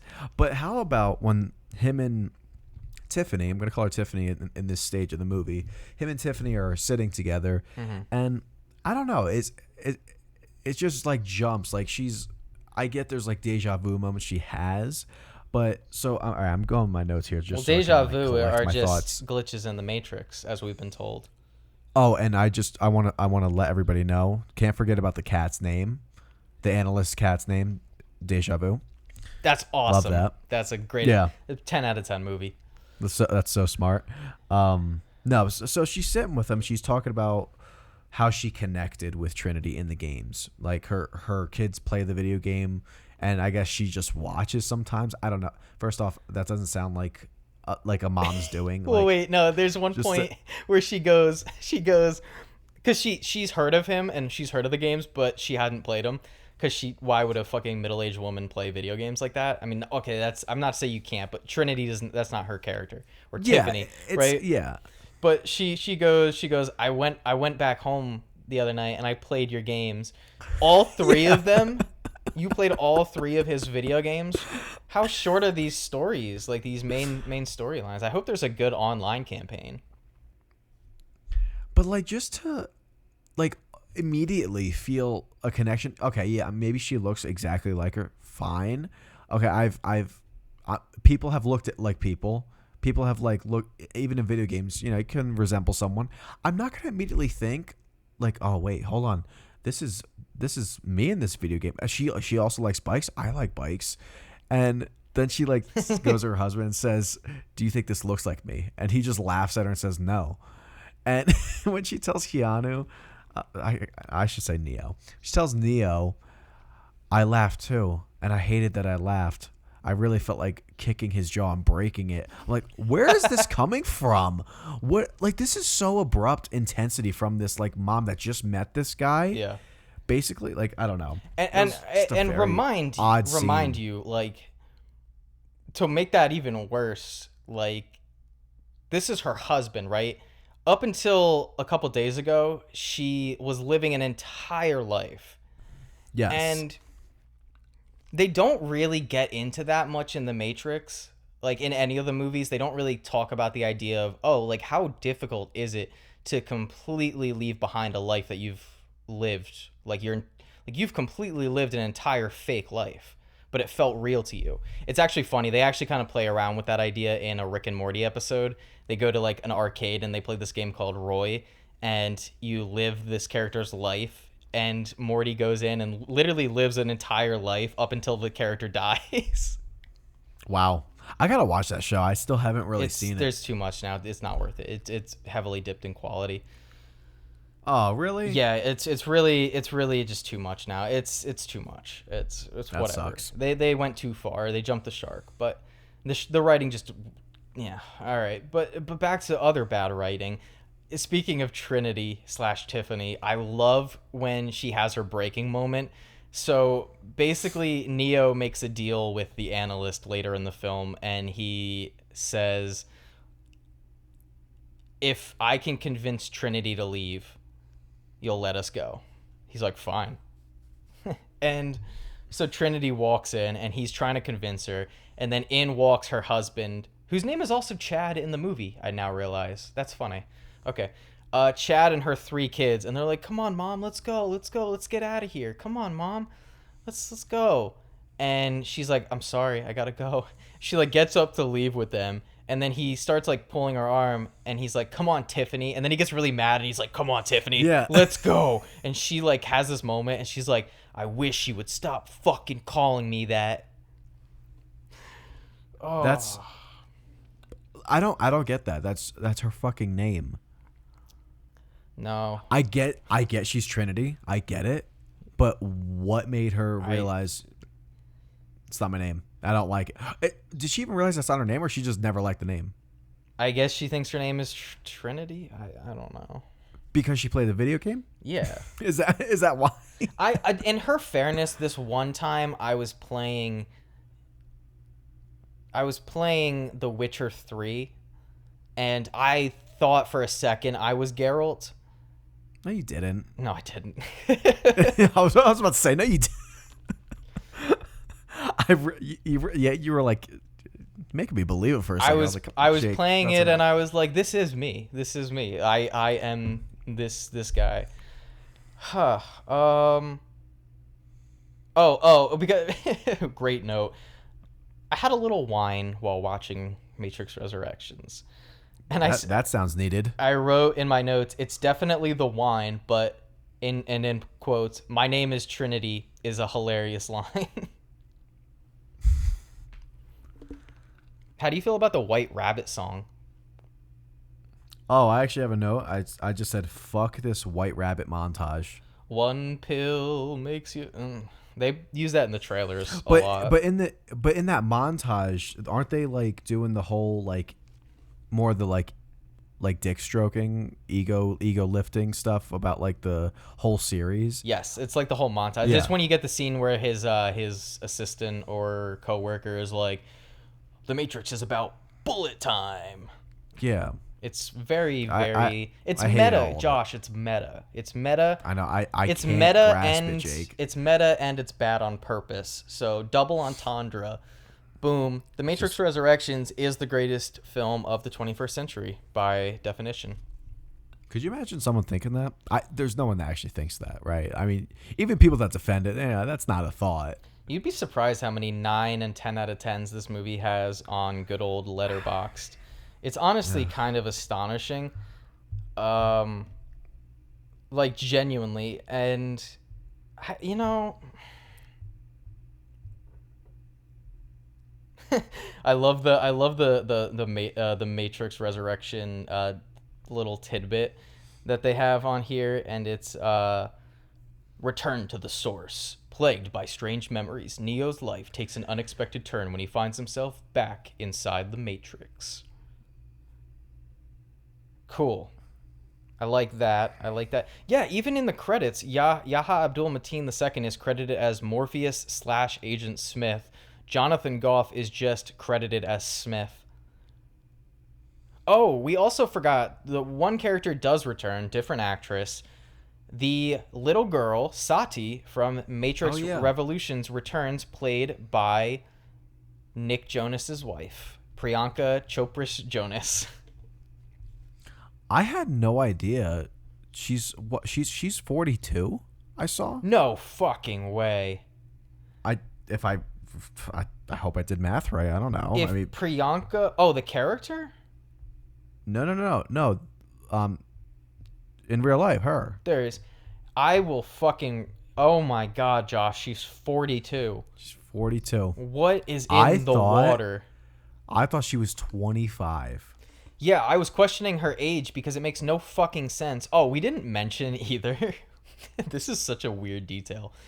While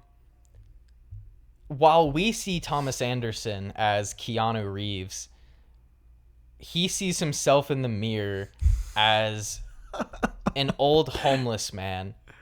Well, he looks homeless. With an eye patch. Does he have an eye patch? Was that like a crack in the mirror? I don't know. I could have sworn he had an eye patch. I could not tell you. But speaking of mirrors, remember, guys, if you listened to our first episode, and again, I'll plug it again. If you haven't, check it out. It's a good one. We are much more positive about the first Matrix than these ones. However, in the first film, now I forgot where that thought was going.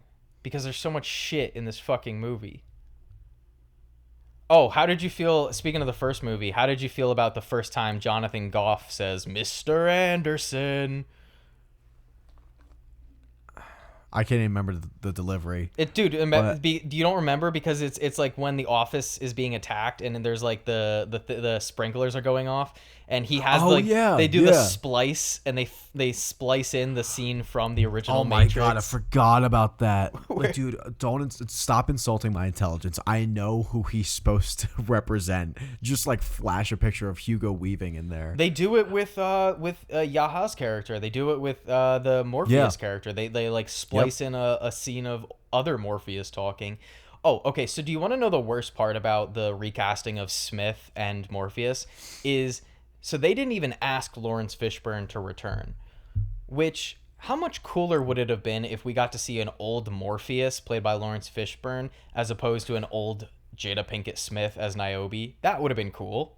I wonder why they drew the line at not asking like the best characters. So here's the thing. It was planned. Hugo Weaving even said, I will be in this movie, but he had a scheduling conflict, and instead of waiting, they just recast him. Wild. And listen, I don't want Agent Smith in this movie at all, because I think it, again, completely just diminishes his defeat at the end of Matrix Revolution. However, if you're going to have him, please bring back one of, if not the best part of the original trilogy. I know you weren't a big fan of him in the third film, especially the laughing scene, but I will say, at the very least, he still has good screen presence for most of that film. Oh, no. Listen, I would want more of the laughing. If he came in this one, do all the laughing you want. At least I get a laugh from it. And the issue is, I think Yaha Abdul Mateen II and Jonathan Goff are both really good, talented actors. Jonathan Goff is excellent in the show Mindhunter. If you guys haven't checked that out, there's 2 seasons on Netflix. Unfortunately, it got canceled, but it's still a great show. David Fincher made it, so he's awesome. And Yaha Abdul Mateen II is really fucking good in the 2020 or 2021 Candyman sequel. He's also really good in the Watchmen TV show on HBO. Like, he's a very talented actor. The issue again is the script in this movie, they give them absolutely nothing to fucking work with. They're just shallow, hollow versions, shells of what the characters used to be. And it feels intentional. It feels like they did it on purpose. Like they knew they were giving you shitty versions. Oh, you guys liked the Architect in the original trilogy? Oh, here's a worse version of the character. You liked Morpheus? Here's a downgrade. You liked Agent Smith? Here's a downgrade. It's all across the board. And even the characters with the actors who do return, worse portrayals. It doesn't feel like Neo. You really have to have him say, I still know Kung Fu. I get it. I've seen the first fucking movie. Yeah, Jake's pretty mad right now. I was so mad. I was mad while watching it because when I first saw it back when it came out, I think I gave it like a 5 out of 10. And I think I gave it so much more credit than this mess, this tragedy of a movie deserves. And I think it was accentuated by, it's like one of those effects for me where, and it's petty and it's immature, but I'm going with it, where everybody tells you that this thing is great, this thing is genius, it's brilliant. And I've been guilty of it. I was shouting the brilliance and genius of Dune Part 2 earlier this year, and something I will stand by and die on that hill. But for people to hit you with what boils down to the "you just don't get it, bro," when defending this film and trying to claim it's a masterpiece because it was intentionally bad, you can eat a whole bag of dicks. You just let them have that one, Jake. You just let them have it. They can.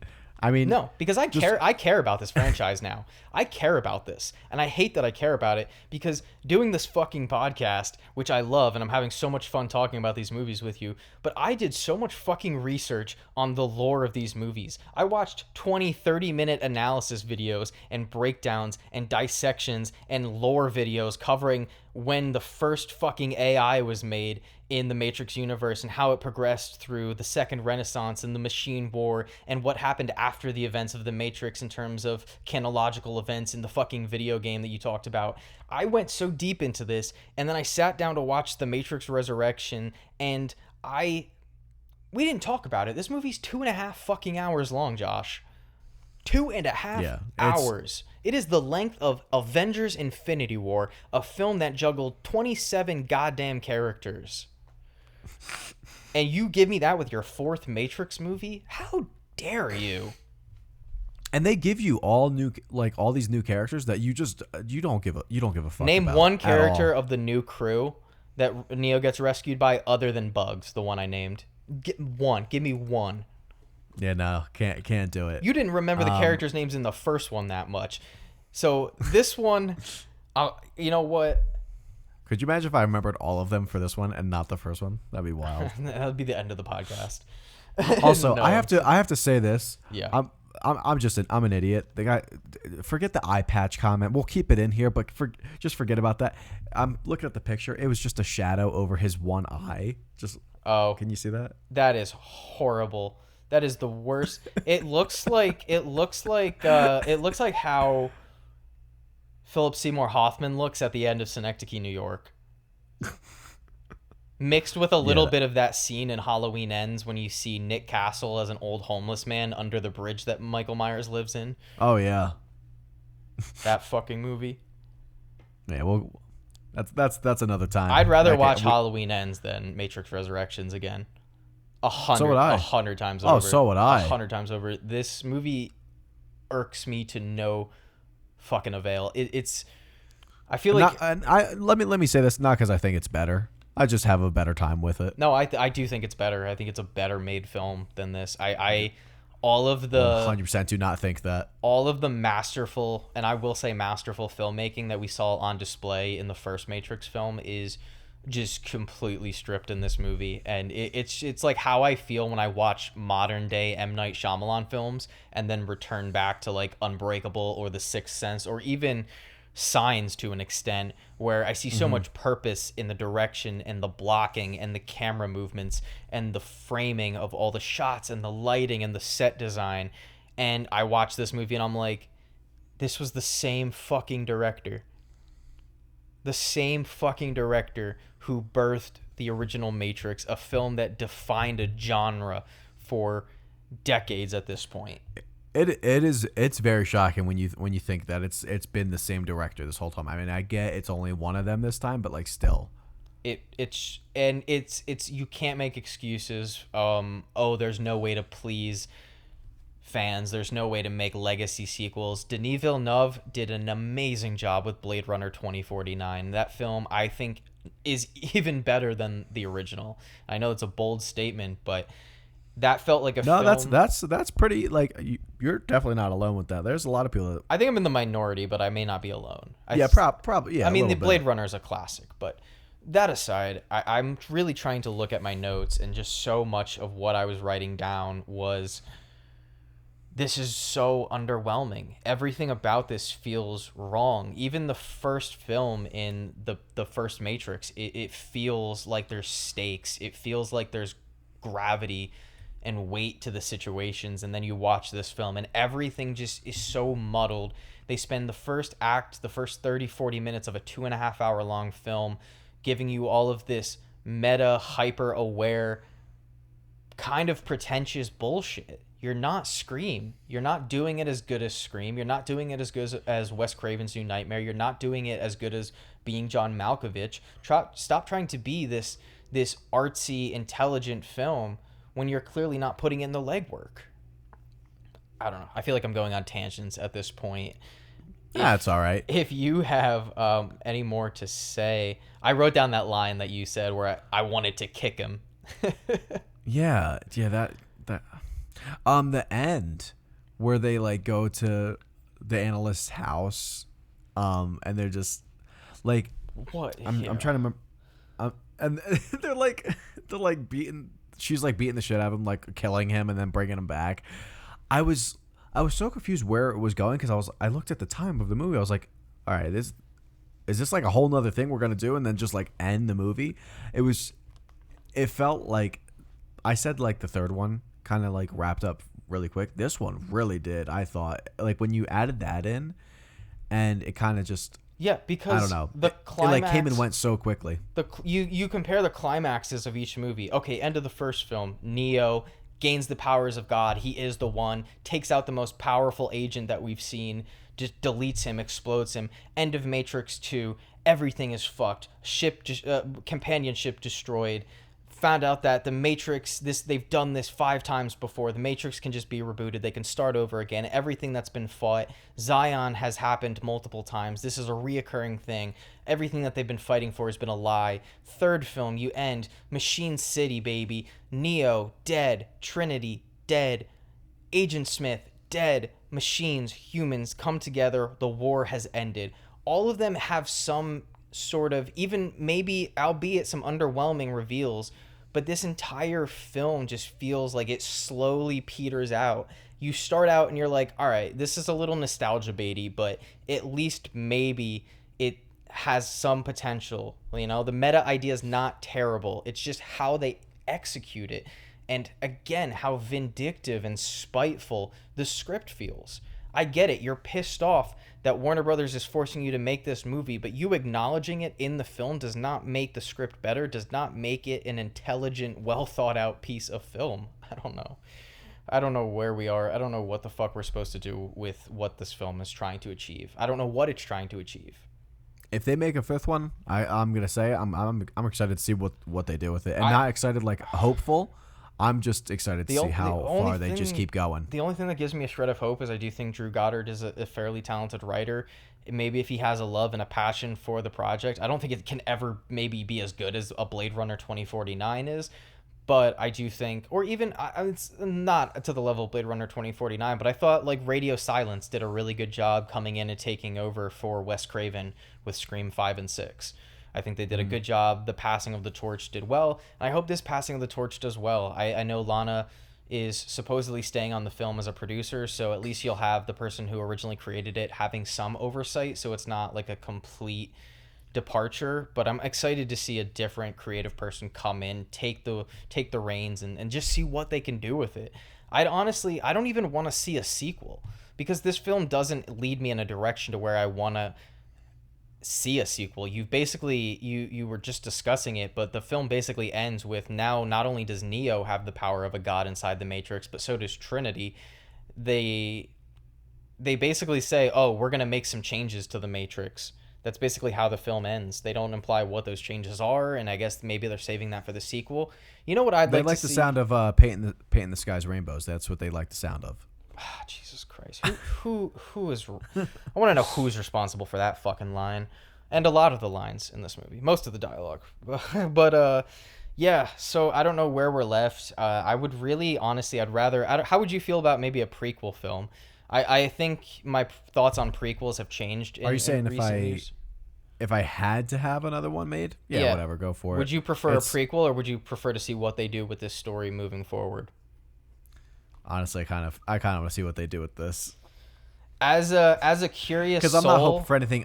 I'm not hoping for anything good. As a curious mind, I am with you on the idea of like I'm just frankly fascinated to see where they go from here, what they could possibly do to bring people's interest back to this franchise. And I guess we might be in the minority. This film doesn't have terrible reviews, but I don't know. I don't see the brilliance. I just don't get it, Josh. I just don't get it, I guess. I'm not smart enough to understand the nuances of the Matrix Resurrections, but that's okay. The filmmaker in me, the one who's less curious and just wants to see a good film, I think I've always wanted to see a prequel film that took place during the first Matrix, where it was a perfect utopia that they describe in the first film.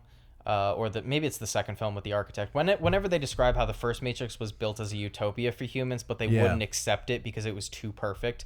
But then they also mention, no, it's the first film, because Agent Smith says maybe our programming didn't understand what a human's idea of the perfect utopia is. I think that's an interesting concept. Just to see what the machines constructed for humanity during the first Matrix would be interesting.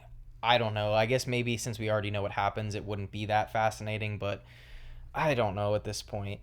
Do you have any more thoughts on Matrix Resurrections? I am ready. I'm ready for ratings at this point, I think. Oh, is it just because they reconstructed his body? But why isn't Neo blind anymore? Like, real world Neo, not Matrix Neo. Why isn't he blind anymore? They fixed him up. I don't know. Gave him the old replace the eye job. Okay. Yeah, they just reconstructed him. My last note, not my last note, but the last note I'll mention. Cool. Out of anyone, I'm glad they brought back fucking Niobe. So that was a note. All right, so we are done with The Matrix, guys. But before we get into our own scores, I think it would be fun to. In the last episode, I read off some Letterboxd reviews, and as me and Josh really bashed on this movie, I'd say a light bashing. I think we could have been more mean if we wanted to. I held back, if you can believe it. Let's do this. The first review, a 9 out of 10, 4.5 stars. It's fitting, maybe even fate, that Spider-Man No Way Home should be the biggest and virtually only movie in the world on the week that The Matrix Resurrections is released. Both are mega-budget meta-sequels that feed on our collective familiarity with their respective franchises. One is a poison, the other its antidote. So by that judgment, I guess that guy thinks that Spider-Man No Way Home is shit and this movie is the antidote. This movie, right here, the one that we just talked about. Let's move on to another 9 out of 10. I never would have guessed this was exactly what I wanted from a new Matrix movie in 2021, but wow, I guess it is. This one is confusing because I actually know who this person is and they're a big YouTuber. A love story that feels like it was made by an actual human being. Enjoyed this movie a lot. Okay. What? Oh, okay. That's what I say about Neo and Trinity's love story. Very human. All the dialogue that they say is it feels like how people actually talk to people. Do you think I can find a 5-star here? Oh, here we go. Yeah. Oh, starts out with a quote. This is from Mel. All right, this is the last one I'll read because it's a little longer. It starts out with a quote from the film. I wish you would fucking stop calling me that. I hate that name. That's a good Trinity quote. Top tier. Very memorable. Lana Wachowski is back, and this time, she isn't pulling any fucking punches. The Matrix Resurrections is everything I could have possibly dreamed of, and more. I dreaded the possibility that it would play up familiarity with the first film, and nearly ignore Reloaded and Revolutions.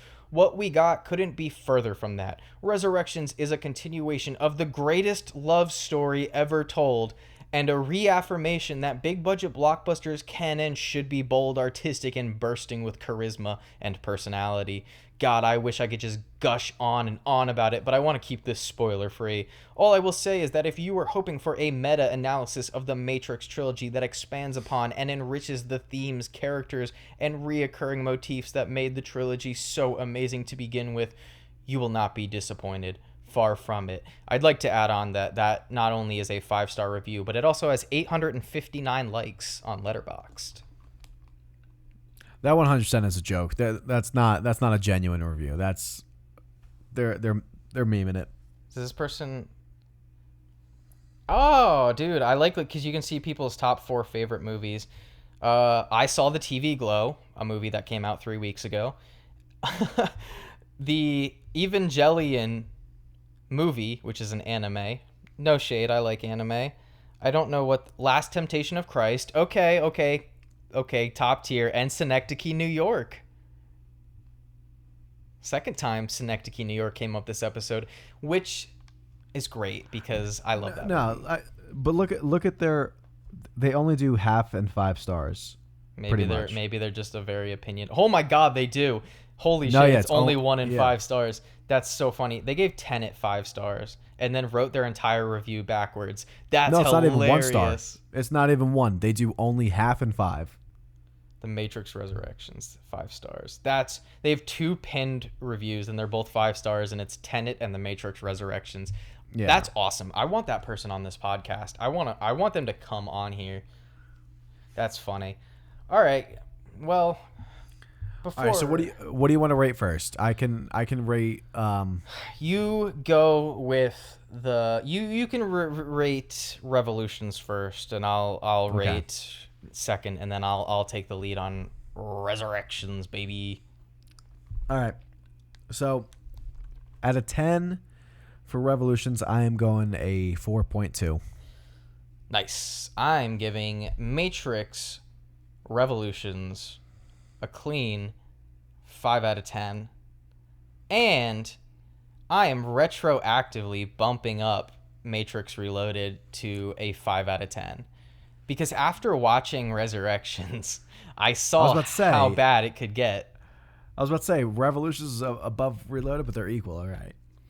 All right, and I'll take the lead on Matrix Resurrections, and I'm very excited to hear Josh's score because he didn't implement his entries to Letterboxd, so I don't know how he feels about these movies. Well, I do know how he feels, but I don't know his score. But I'm going to give The Matrix Resurrections, the spiteful, ignorant fucking movie, I'm giving this a 2 out of 10. All right. I have it at a 2.8 out of 10. Oh, shit. It's going to be a while before we get to a movie that low. We hate this movie. I was shocked. Because after seeing the reviews, I was like, I'm not going to like this, but I'm not going to maybe it's not going to be that bad. No, it was. This is a classic case of, I think, a movie thinking it's smarter than it is. That's all I can feel. 100%. The movie really feels like it's smarter than it is. I'm not saying the people who like it think they're smarter than they are, unless you're making a video essay on how this movie's secretly brilliant because it's bad. Then I have beef with you. But all right, guys. So we have concluded the Matrix quadrilogy. And overall, while some of these movies were taxing, which is my own fault because I watched Revolutions and Resurrections back to back, so I did that to myself. Same. But if you're going to watch Resurrections, drink some wine if that's your thing. I'm not encouraging alcohol, but I'm just saying that it would be a lot more fun if you did, because I did laugh a lot at that movie. I thought it was bafflingly hilarious and not in a mean way. I respect all art, even the art that I don't like. No, yeah, guys, so I hope you enjoyed our discussion. Josh, what did you learn while watching the Matrix quadrilogy? What did you take away from it? Just don't put your faith too much in having the same director, making the same, movies in the series. And creative team. They'll let you down, anytime. So, keep you on your toes. Yeah, I think that's an excellent takeaway in terms of what this podcast is in search of, is what it is about franchises that can go wrong. And I think this was an interesting one to start with, because so much of what we're going to get into in later franchises is how different creative teams and different creatives behind what is originally an original idea from at least one or two people, and how it can, even having the same people who created that thing, that same idea. I mean, we've seen it before with George Lucas. We've seen it now with the Wachowskis and Lana Wachowski, and it doesn't always work out. Even having the same people, even having the same creative minds and talent behind the camera or in front of the camera, it really it doesn't always pan out, and that's unfortunate. But guys, the last thing before we send ourselves on out is we want to recommend the next franchise. And when this podcast release, it will be nearing October, baby. So that means we will be tackling some horror. And if you know me and you like my YouTube channel, which I'll plug in a minute, you know that I love me some horror. And we are starting off with a trilogy, a recent trilogy, the Fear Street trilogy over on Netflix. So you guys don't have any excuse to not watch it. I know you all have Netflix. Everybody on Earth has Netflix. It's ridiculous. But guys, if not, start a free trial. You can watch all 3 movies in a week, and I don't know, you might enjoy it. You might have a good time. I'm not going to give away my thoughts on these movies. Josh, have you seen the Fear Street movies yet? Nope, this will be my first time. Okay, so now we have 2 back-to-back franchises where Josh has not seen the sequels, or in this case, any of them. I'm excited to talk those movies and go through them. I think it's an interesting trilogy. If you guys don't know, they were released 2 or 3 years back.